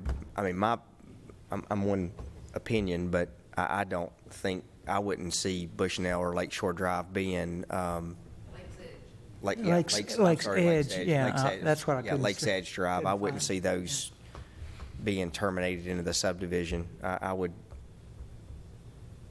just don't see how. I understand why that we do that and why we want to have emergency access, but no one from Bushnell is going to go down into the subdivision and get back to Compton, and no one from Lake's Edge Drive is going to do the same, and I don't think anyone in the subdivision is going to do the same either. Again, Emory Court, that's a different situation because that is a smaller street that goes straight on to Compton Road. The other comment I just want to make, and I hope the county residents who are out there, well, you're all county residents, I want y'all to know this council, I don't want y'all to have the opinion that we don't care about county residents, because if that were the case, this council would not be expending the money that the city's expending in the fight that we're expending in battling the landfill. I mean, that's something that we are actively working extremely hard and taking the lead on battling the new landfill and the smell that I know that y'all all deal with out there. So it would be easy for us to say we're only going to handle the city, but we do care, and I hope y'all know that's evidenced in what we're trying to do in that area, and really the city's taking the lead in that fight. Mr. Tucker has been instrumental in working on that, and this council has not backed 1 ounce on that fight. So I want to make sure y'all know that at the same time. Yeah, and I'll make a couple comments too. You know, I probably said enough during the planning commission meeting. You guys kind of let you know. I mean, there's just some of these things where you have a landowner that has an entitlement for 200 plus homes there, and things have changed, but so have the plans, and they've reduced them. So it's just so hard for us because we're trying to kind of, we're trying to tell somebody who rightfully owns a piece of property, who rightfully has the right to have 200 homes on it, what they can or can't do on their property. And so that's the starting point with all these things. It's difficult. So we're just trying to make sure it makes sense. I kind of explained it. You know, I don't want to speak for the council, but I think I can. We've all been pretty vocal in the standpoint of we're looking for single family homes. You know, we're trying to get 2 1/4, and if we want to argue semantics, we haven't seen anything under 3. So if it's 2.99, it's still substantially lower than about everything else that we're seeing. So it's hard for us to kind of oppose stuff like this. I'll go ahead and put on record a couple things. Another thing too that I'll say for Matt and the development team is, you know, I've had 4, 5, 6 conversations with them since the planning commission meeting, all about the backs of the houses, you know, which, you know, they rightfully say, you know, nobody ever asks about the backs of the houses. It's, you know, everybody cares about what you see from the road, except that's not what you guys are going to see. And so we've been back and forth. He's sent me pictures, and I've had to say, no, I'm not satisfied with that. And I know he's been working, and they've been working with other. And so, you know, having those covered porches and stuff like that breaks up that back outline, you know, that probably doesn't seem like something that is a big deal to the people who are going to live next to it, but it is a big deal because if you start really looking at those and noticing, well, what makes a house look good that you have to stare into all the time, it's those kinds of things. So I appreciate the fact that they have worked with us on that, and we've made some improvements since then. Like I said, I'll stand up to support the turn lane over there at Lake Brook. And by the way, I'm totally good with getting rid of 1 or 2 of these, and I assume somebody's just going to have to make a call on which one or both, and put that in the motion. And I guess that's the way that goes. I think there needs to be a second entrance in there, and I get what everybody's saying, and I will also. I mean, I do want to say this. I'm not sure I said that, but the notion that we would not approve this next to us is not, I don't believe is right.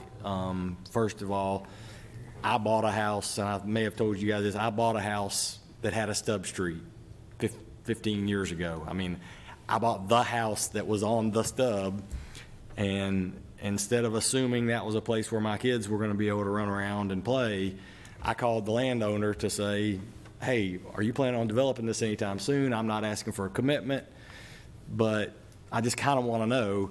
And he said, no chance in the next 10 years. So I kind of knew. But 10 years later, I've moved since, but it's still there, the stub street. But I knew when I bought the house, there was a chance it was going to be, that road was going to keep on going because it's a stub street, not a cul-de-sac.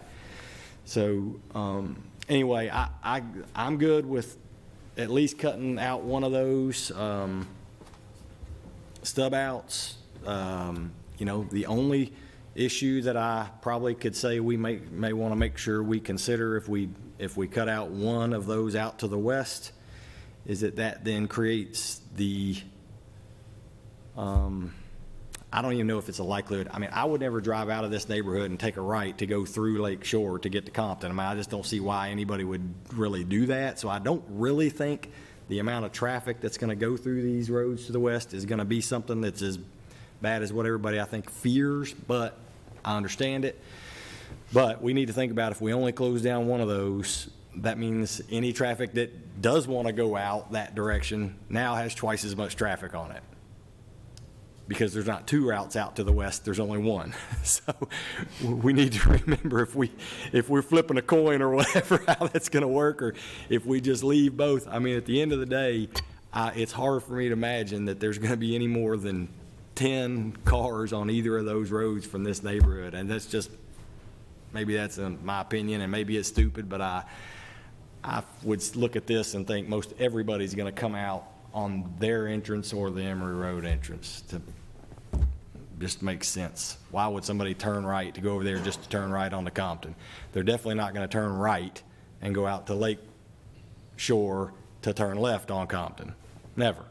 So everybody who's turning left is going to come out through these that are built for this neighborhood. And how many people really are going to just go through, turn right to go through Lake Shore to turn right on Compton? I don't know why you would. So anyway, for whatever it's worth, I'm good with stubbing them because I don't think people will use them, but I do agree that we have a second entrance to it, and if we had another entrance is important because we don't want a tornado happening that one time and can't get fire trucks back there and ambulances to it. I mean, I will say to the residents who are out there, things have changed. I think I was on the planning commission when this came through in 2006. I think this was a gentleman from Ohio who brought this through. Things have significantly changed, even with the city over the last 4 or 5 years. I don't foresee, and this is just my opinion, I don't foresee us where they're talking about the stub streets to the east. This is not an area that the city is going to be going, in my opinion, going to annex.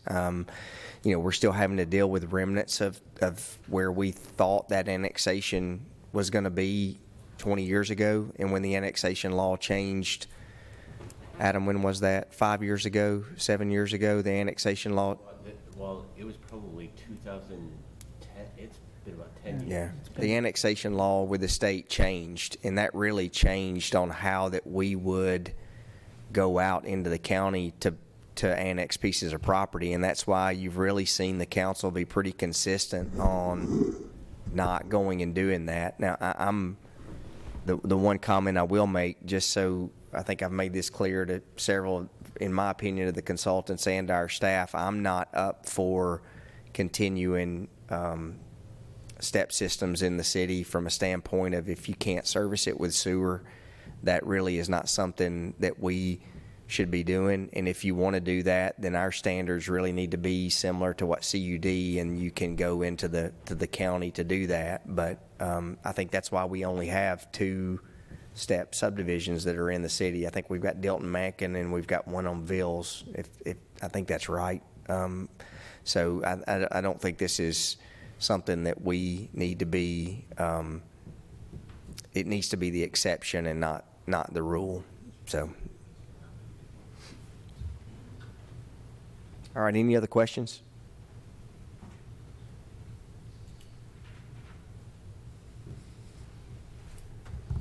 Do we want to discuss stub streets, or what direction would y'all like to go?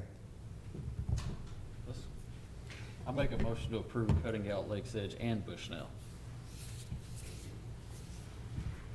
Is that with approval of the subdivision? With or approval of the subdivision. Okay. Second. We have a motion and a second. Is there any discussion? All right. Ms. Brown, we have a motion and a second. Please call the roll. Mr. LaLance? Aye. Mr. Martin? No. Mr. Shacklet? Aye. Mr. Wade? Aye. Mr. Wright? Aye. Mayor McFarland? Aye. I would ask that if we could bring this back for the residents so they can see this on second reading, if we could have a revised plan for the council so the residents can see that before we vote on this on second reading. We still have to vote on this one more time. So I think it would be important for y'all to see those stub streets removed and what that does to the overall plan, so that way you can see that before we vote on it the second time. So, yeah, Matt, is that, Mr. Taylor, is that acceptable that we could see that? Okay. All right. Thank y'all very much.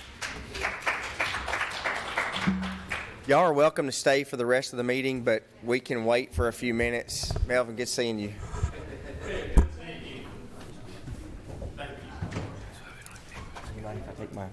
No, sir. I think your tuxedo is amazing. Hey, everyone at Tuxedo Jack. Hey, it's not a tuxedo. It's not a tuxedo event anyway, bro. Y'all are lucky I had pants on when I made it here.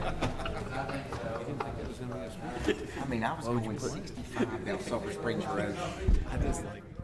Where you going with that tuxedo jacket? Where you driving with that tuxedo jacket? I said something. I said, "Are you wearing a tuxedo?" No, and I was like, I don't think so. And then I was like, When you came in, I said, Sean, look at that tuxedo jacket. He going to the prom? hey, At least we noticed. is this a mushroom jealous? All right, we're gonna move to on motion. We have a retail liquor certificate of compliance. This is a Super 9 wine and spirits. Ms. Brown. Super 9 Wine and Spirits applied for their certificate of compliance for a new retail liquor store to be located at 730 West Northfield Boulevard, Suites E, F, and G. This is, the state law requires retail liquor stores to have their retail liquor certificate of compliance. The applicants met all requirements, and if approved, this will fill our last vacant opening at this time. I thought you. So move. Second. Motion is second. Please call the roll. Ronnie, second. Mr. LaLance? No. Mr. Martin? Aye. Mr. Shacklet? Aye. Mr. Wade? Aye. Mr. Wright? Aye. Mayor McFarland? Hi. All right. Mr. Laird is going to present Playcore agreement for Starplex playground replacement. Mr. Laird. Good afternoon, Mr. Mayor and members of the council.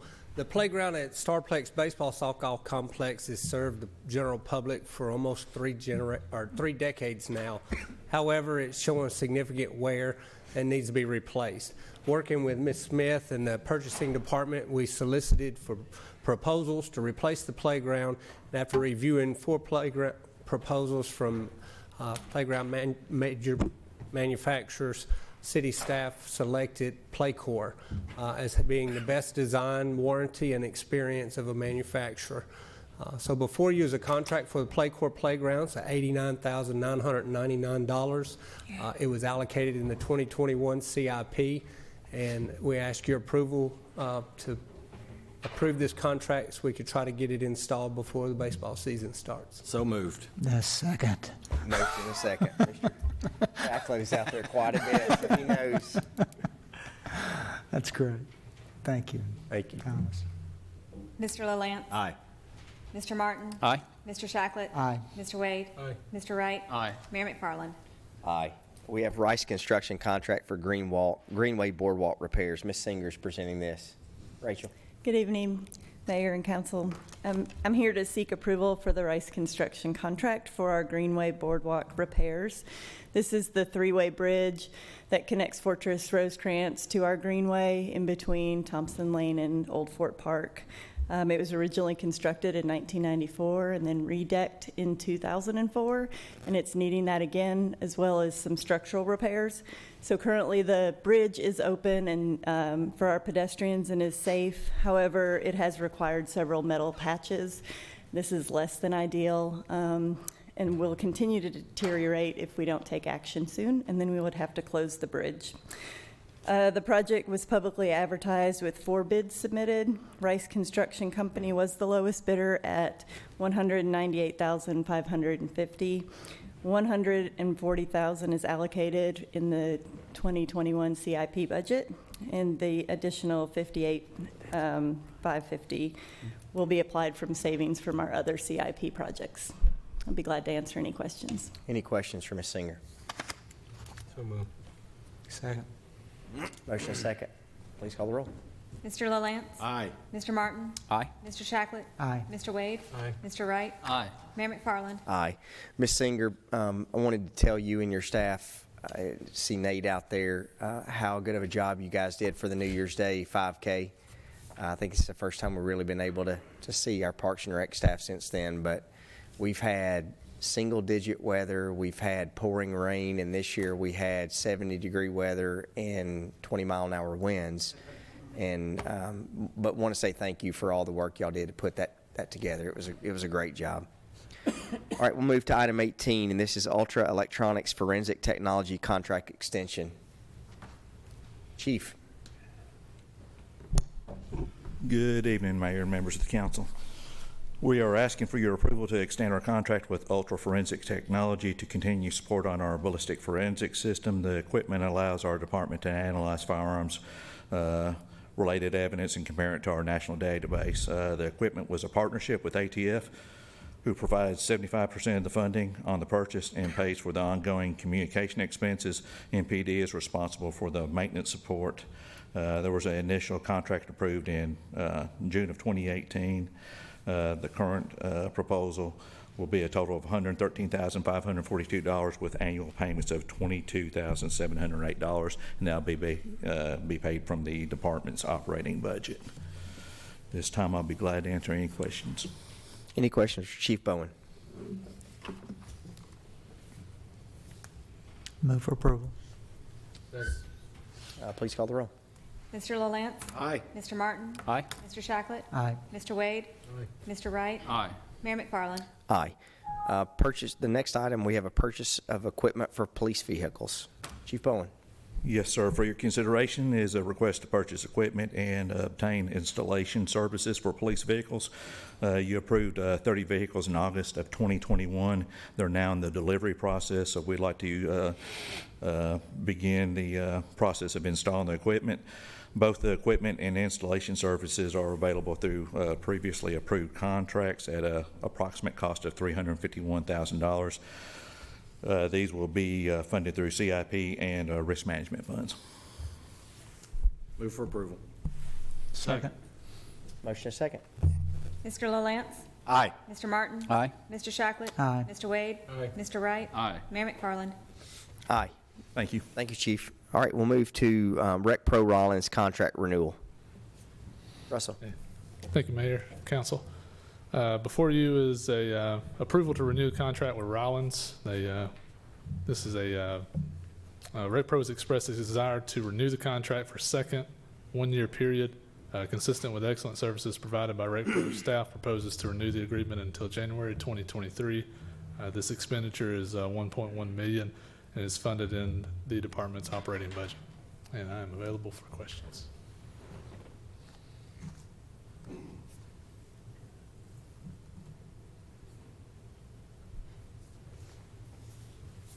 No questions. Move for approval. Second. Motion is second. Mr. LaLance? Aye. Mr. Martin? Aye. Mr. Shacklet? Aye. Mr. Wade? Mr. Wright? Aye. Mayor McFarland? Aye. All right, we'll move to item 21, professional design service contract with Kimberly Horn for the Memorial Boulevard traffic signal system improvements. Thank you, Mayor and members of council. If you wouldn't mind, could I do 22 first? Sure. Since they coincide with one another. You're going to start going into Mr. Gore status of being high maintenance on the agenda. So we'll move to item 22 first, Memorial Boulevard State Route 10 traffic signal improvements contract with Tdot, and then we'll move to 21. Thank you. The city, through the Federal Coronavirus Response and Relief Supplemental Appropriations Act, which is called CARISA, received about a little over $774,000 of federal funds at 100% match through Tdot for the development and implementation of a traffic signal system upgrade project along Memorial Boulevard from St. Clair to Thompson Lane. The existing system operating on Memorial Boulevard was initially installed in the mid-90s, and the system software and hardware has exceeded its useful life, and the hardware and software is no longer compatible. This project will update system hardware, software, and incorporate dedicated short-range communication, which is DSRC technology that can integrate with the ongoing Tdot I-24 Smart Corridor project. Excuse me. We will also update timing plans and improve operational efficiencies of the equipment. The upgrade of this system will provide staff with additional tools for implementation of signal performance measures and overall operational efficiencies along the corridor. The city anticipates additional funds will be requested for the construction through the MPO planning organization at an 80% federal match. As such, $200,000 of local matches included in the FY21 CIP. We recommend approval of the contract with Tdot. Any questions? So moved. Second. Motion is second. Mr. LaLance? Aye. Mr. Martin? Aye. Mr. Shacklet? Aye. Mr. Wade? Aye. Mr. Wright? Aye. Mayor McFarland? Aye. We'll now move to item 21, professional design service contract with Kimberly Horn. Thank you. This coincides with the same project. Staff issued an advertised soliciting qualifications and letters of interest to provide professional service designs necessary for the project development as outlined in Tdot's local program development office manual. Staff then shortlisted 3 firms to provide proposals. After reviewing the shortlisted proposals, staff recommends Kimberly Horn to perform the desired services. Kimberly Horn is experienced with Tdot project and is currently working on the I-24 Smart Corridor project. The design contract is a time and material contract not to exceed $186,800 and is 100% federally funded. Available to answer any questions, and we also have Kimberly Horn available as well. Move for approval. Second. Motion and a second. Thank you. Mr. LaLance? Aye. Mr. Martin? Aye. Mr. Shacklet? Aye. Mr. Wade? Aye. Mr. Wright? Aye. Mayor McFarland? Aye. Anything else, Mr. Kerr? No, sir. All right. All right, we now have a contract for engineering study of transit route and shelter placement. Russ? Good evening, Mayor and council members. Transportation Department is requesting your approval for a contract with Kimberly Horn Associates for an engineering study of transit routes and shelter placement. With the construction of the transit center approaching, it's time to start planning necessary route realignments to ensure we have the most efficient route plan. Professional transit expertise is required. Through a competitive process, Kimberly Horn was selected, and Tdot has issued a letter to proceed for the contract. The agreement with Kimberly Horn is at an hourly rate with a not-to-exceed amount of $103,219. The city's share of that would be $10,322. Approval of this contract and project will improve transportation options and expansion of future services. The project is budgeted in the FY22 operating budget. I'll be happy to take any questions if you have them. Any questions for Mr. Brashear?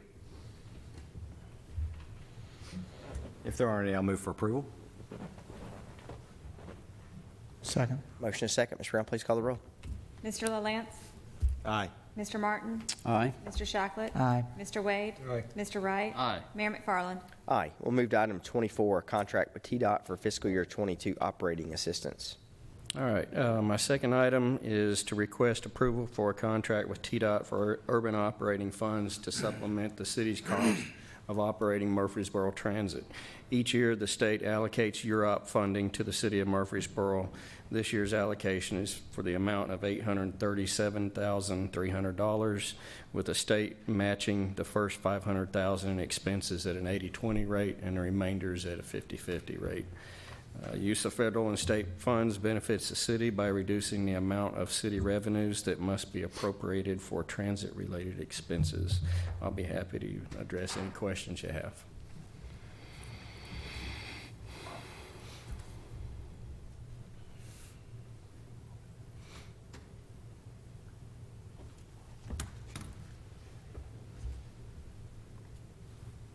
Move for approval. Second.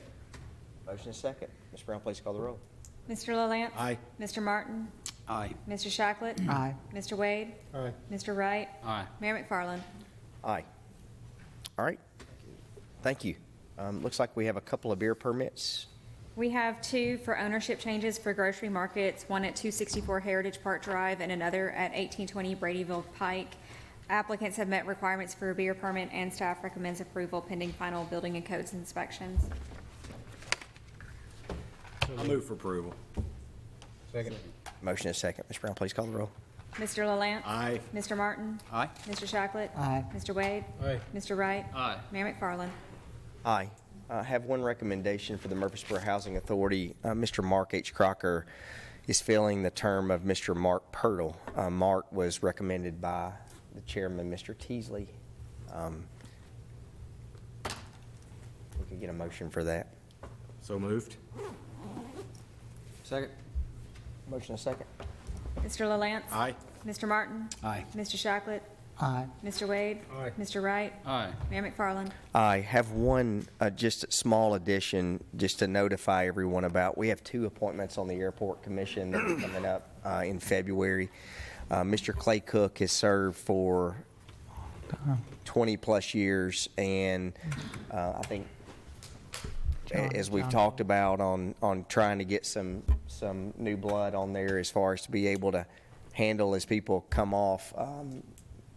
Ken and Lowry has, I think, met with several of the council members about wanting to come on. So you'll, in your next agenda, you'll get a notice for Cannon coming on, and then Mr. John Polk, who It's been there 20 years too. has been there 20-plus years too, has fulfilled the requirement of having someone within 5,000 feet of the runway, which is a lot harder to fill than. So after searching and going through with staff on some other requirements, John Keach actually is within 5,000 feet of the runway. John is a pilot and is the only jet operator out of the airport. So we thought that may be a good idea to have someone who has a FBO based out of there as well. So John will be coming as a recommendation. If y'all have any concerns, please let staff know. But those have come from the airport, from Chad and the airport guide on trying to fill those positions. So, Bill, I know y'all had a meeting on Monday, so thank you for your hard work. Good group. That's a really good group. Yeah. You know, when I first came on to as mayor, Payne Hardison had served on there for almost 30 years, and so it's good to keep that flow of fresh people coming on. So, I want to thank Clay and especially, or Clay and John Polk both for serving so ably for the last 20-plus years. Any statements to be paid? No. All right. Any other business from staff? Darren? Okay. Council members? Mac? Yes, sir. All right, I've got something, in planning commission and council, we always have developers come up and say, hey, we want to ban corporate buyers from buying the rental properties up front. Adam, can you look into, I know a lot of subdivisions, Berkshire, Innsbrook, Forest Oaks, Breckenridge, are all retroactively banning rentals totally now, but they're taking, it's like a huge step for them to go get like 67, 70% signatures. Can we look at some of these neighborhoods that we're looking at are going, man, that's going to be built to rent, or it'll be rental within 3 years or something like that? Can we look at some way of maybe some of these subdivisions that from a planning commission or council level that we can just say, hey, these subdivisions cannot be rental, nobody can rent in this neighborhood? Are you looking at long-term rentals and short-term rentals, or? Just long-term. Just long-term. Okay. Yeah, I think, Adam, mainly it's what we're seeing is, and I think Mr. Mitchell has been pretty vocal about this, about 1 in 10 homes are being bought by rental REITs. Yeah. As we have made this stance to really lessen the impact of multifamily apartments in the community, that neighborhoods are now turning full rental neighborhoods from the very start. Yeah. So how we could, I think that's what you. Yeah, that's what I'm trying, yeah. I mean, look at Evergreen Farms. It was a totally owner, or mostly owner occupied. Now it's probably 90% rented. Well, and there's a bigger picture issue that we all probably need a little bit of schooling on, frankly, but it seems like there's some common sense stuff that goes along with it. I mean, I think we're north of 50% of the residents of Murfreesboro now that rent. Yeah. And so, there's a transient society. There's some kinds of issues that we probably need to make sure we're familiar with, and those are the reasons why I think it's important for these kinds of things to be put in place. It's not because we dislike it. It's not because it's just our opinion. It's because there are some things that you can see build, bubbles that burst eventually one day, and we're trying to avoid. I think part of what we've all been talking about, when I say we, is trying to avoid that situation sometime down the road. Okay, yeah, so home ownership kind of gives you legs. When you're renting, if the jobs or the economy slows, and the people move to where the jobs are, so it's a whole macroeconomic type of outset. Phil, yeah. Bill? Got one more thing. Just was made aware the other night that this is School Board Appreciation Week. So I wanted to give some, what do you call props or whatever? I don't know, sorry, too old. But Butch Campbell, Amanda Moore, Becky Goff, David Settles, Roseanne Barton, Wesley Ballard, and Jimmy Richardson. This has been a difficult year, as you all know, for education, and they have navigated this with the direction of Dr. Duke and his staff, and done a remarkable job. But they've fielded phone calls and been listening to parents and teachers' concerns, and they do a remarkable job. So I just wanted to give them some credit for all the hard work that they put into being school board members. I agree.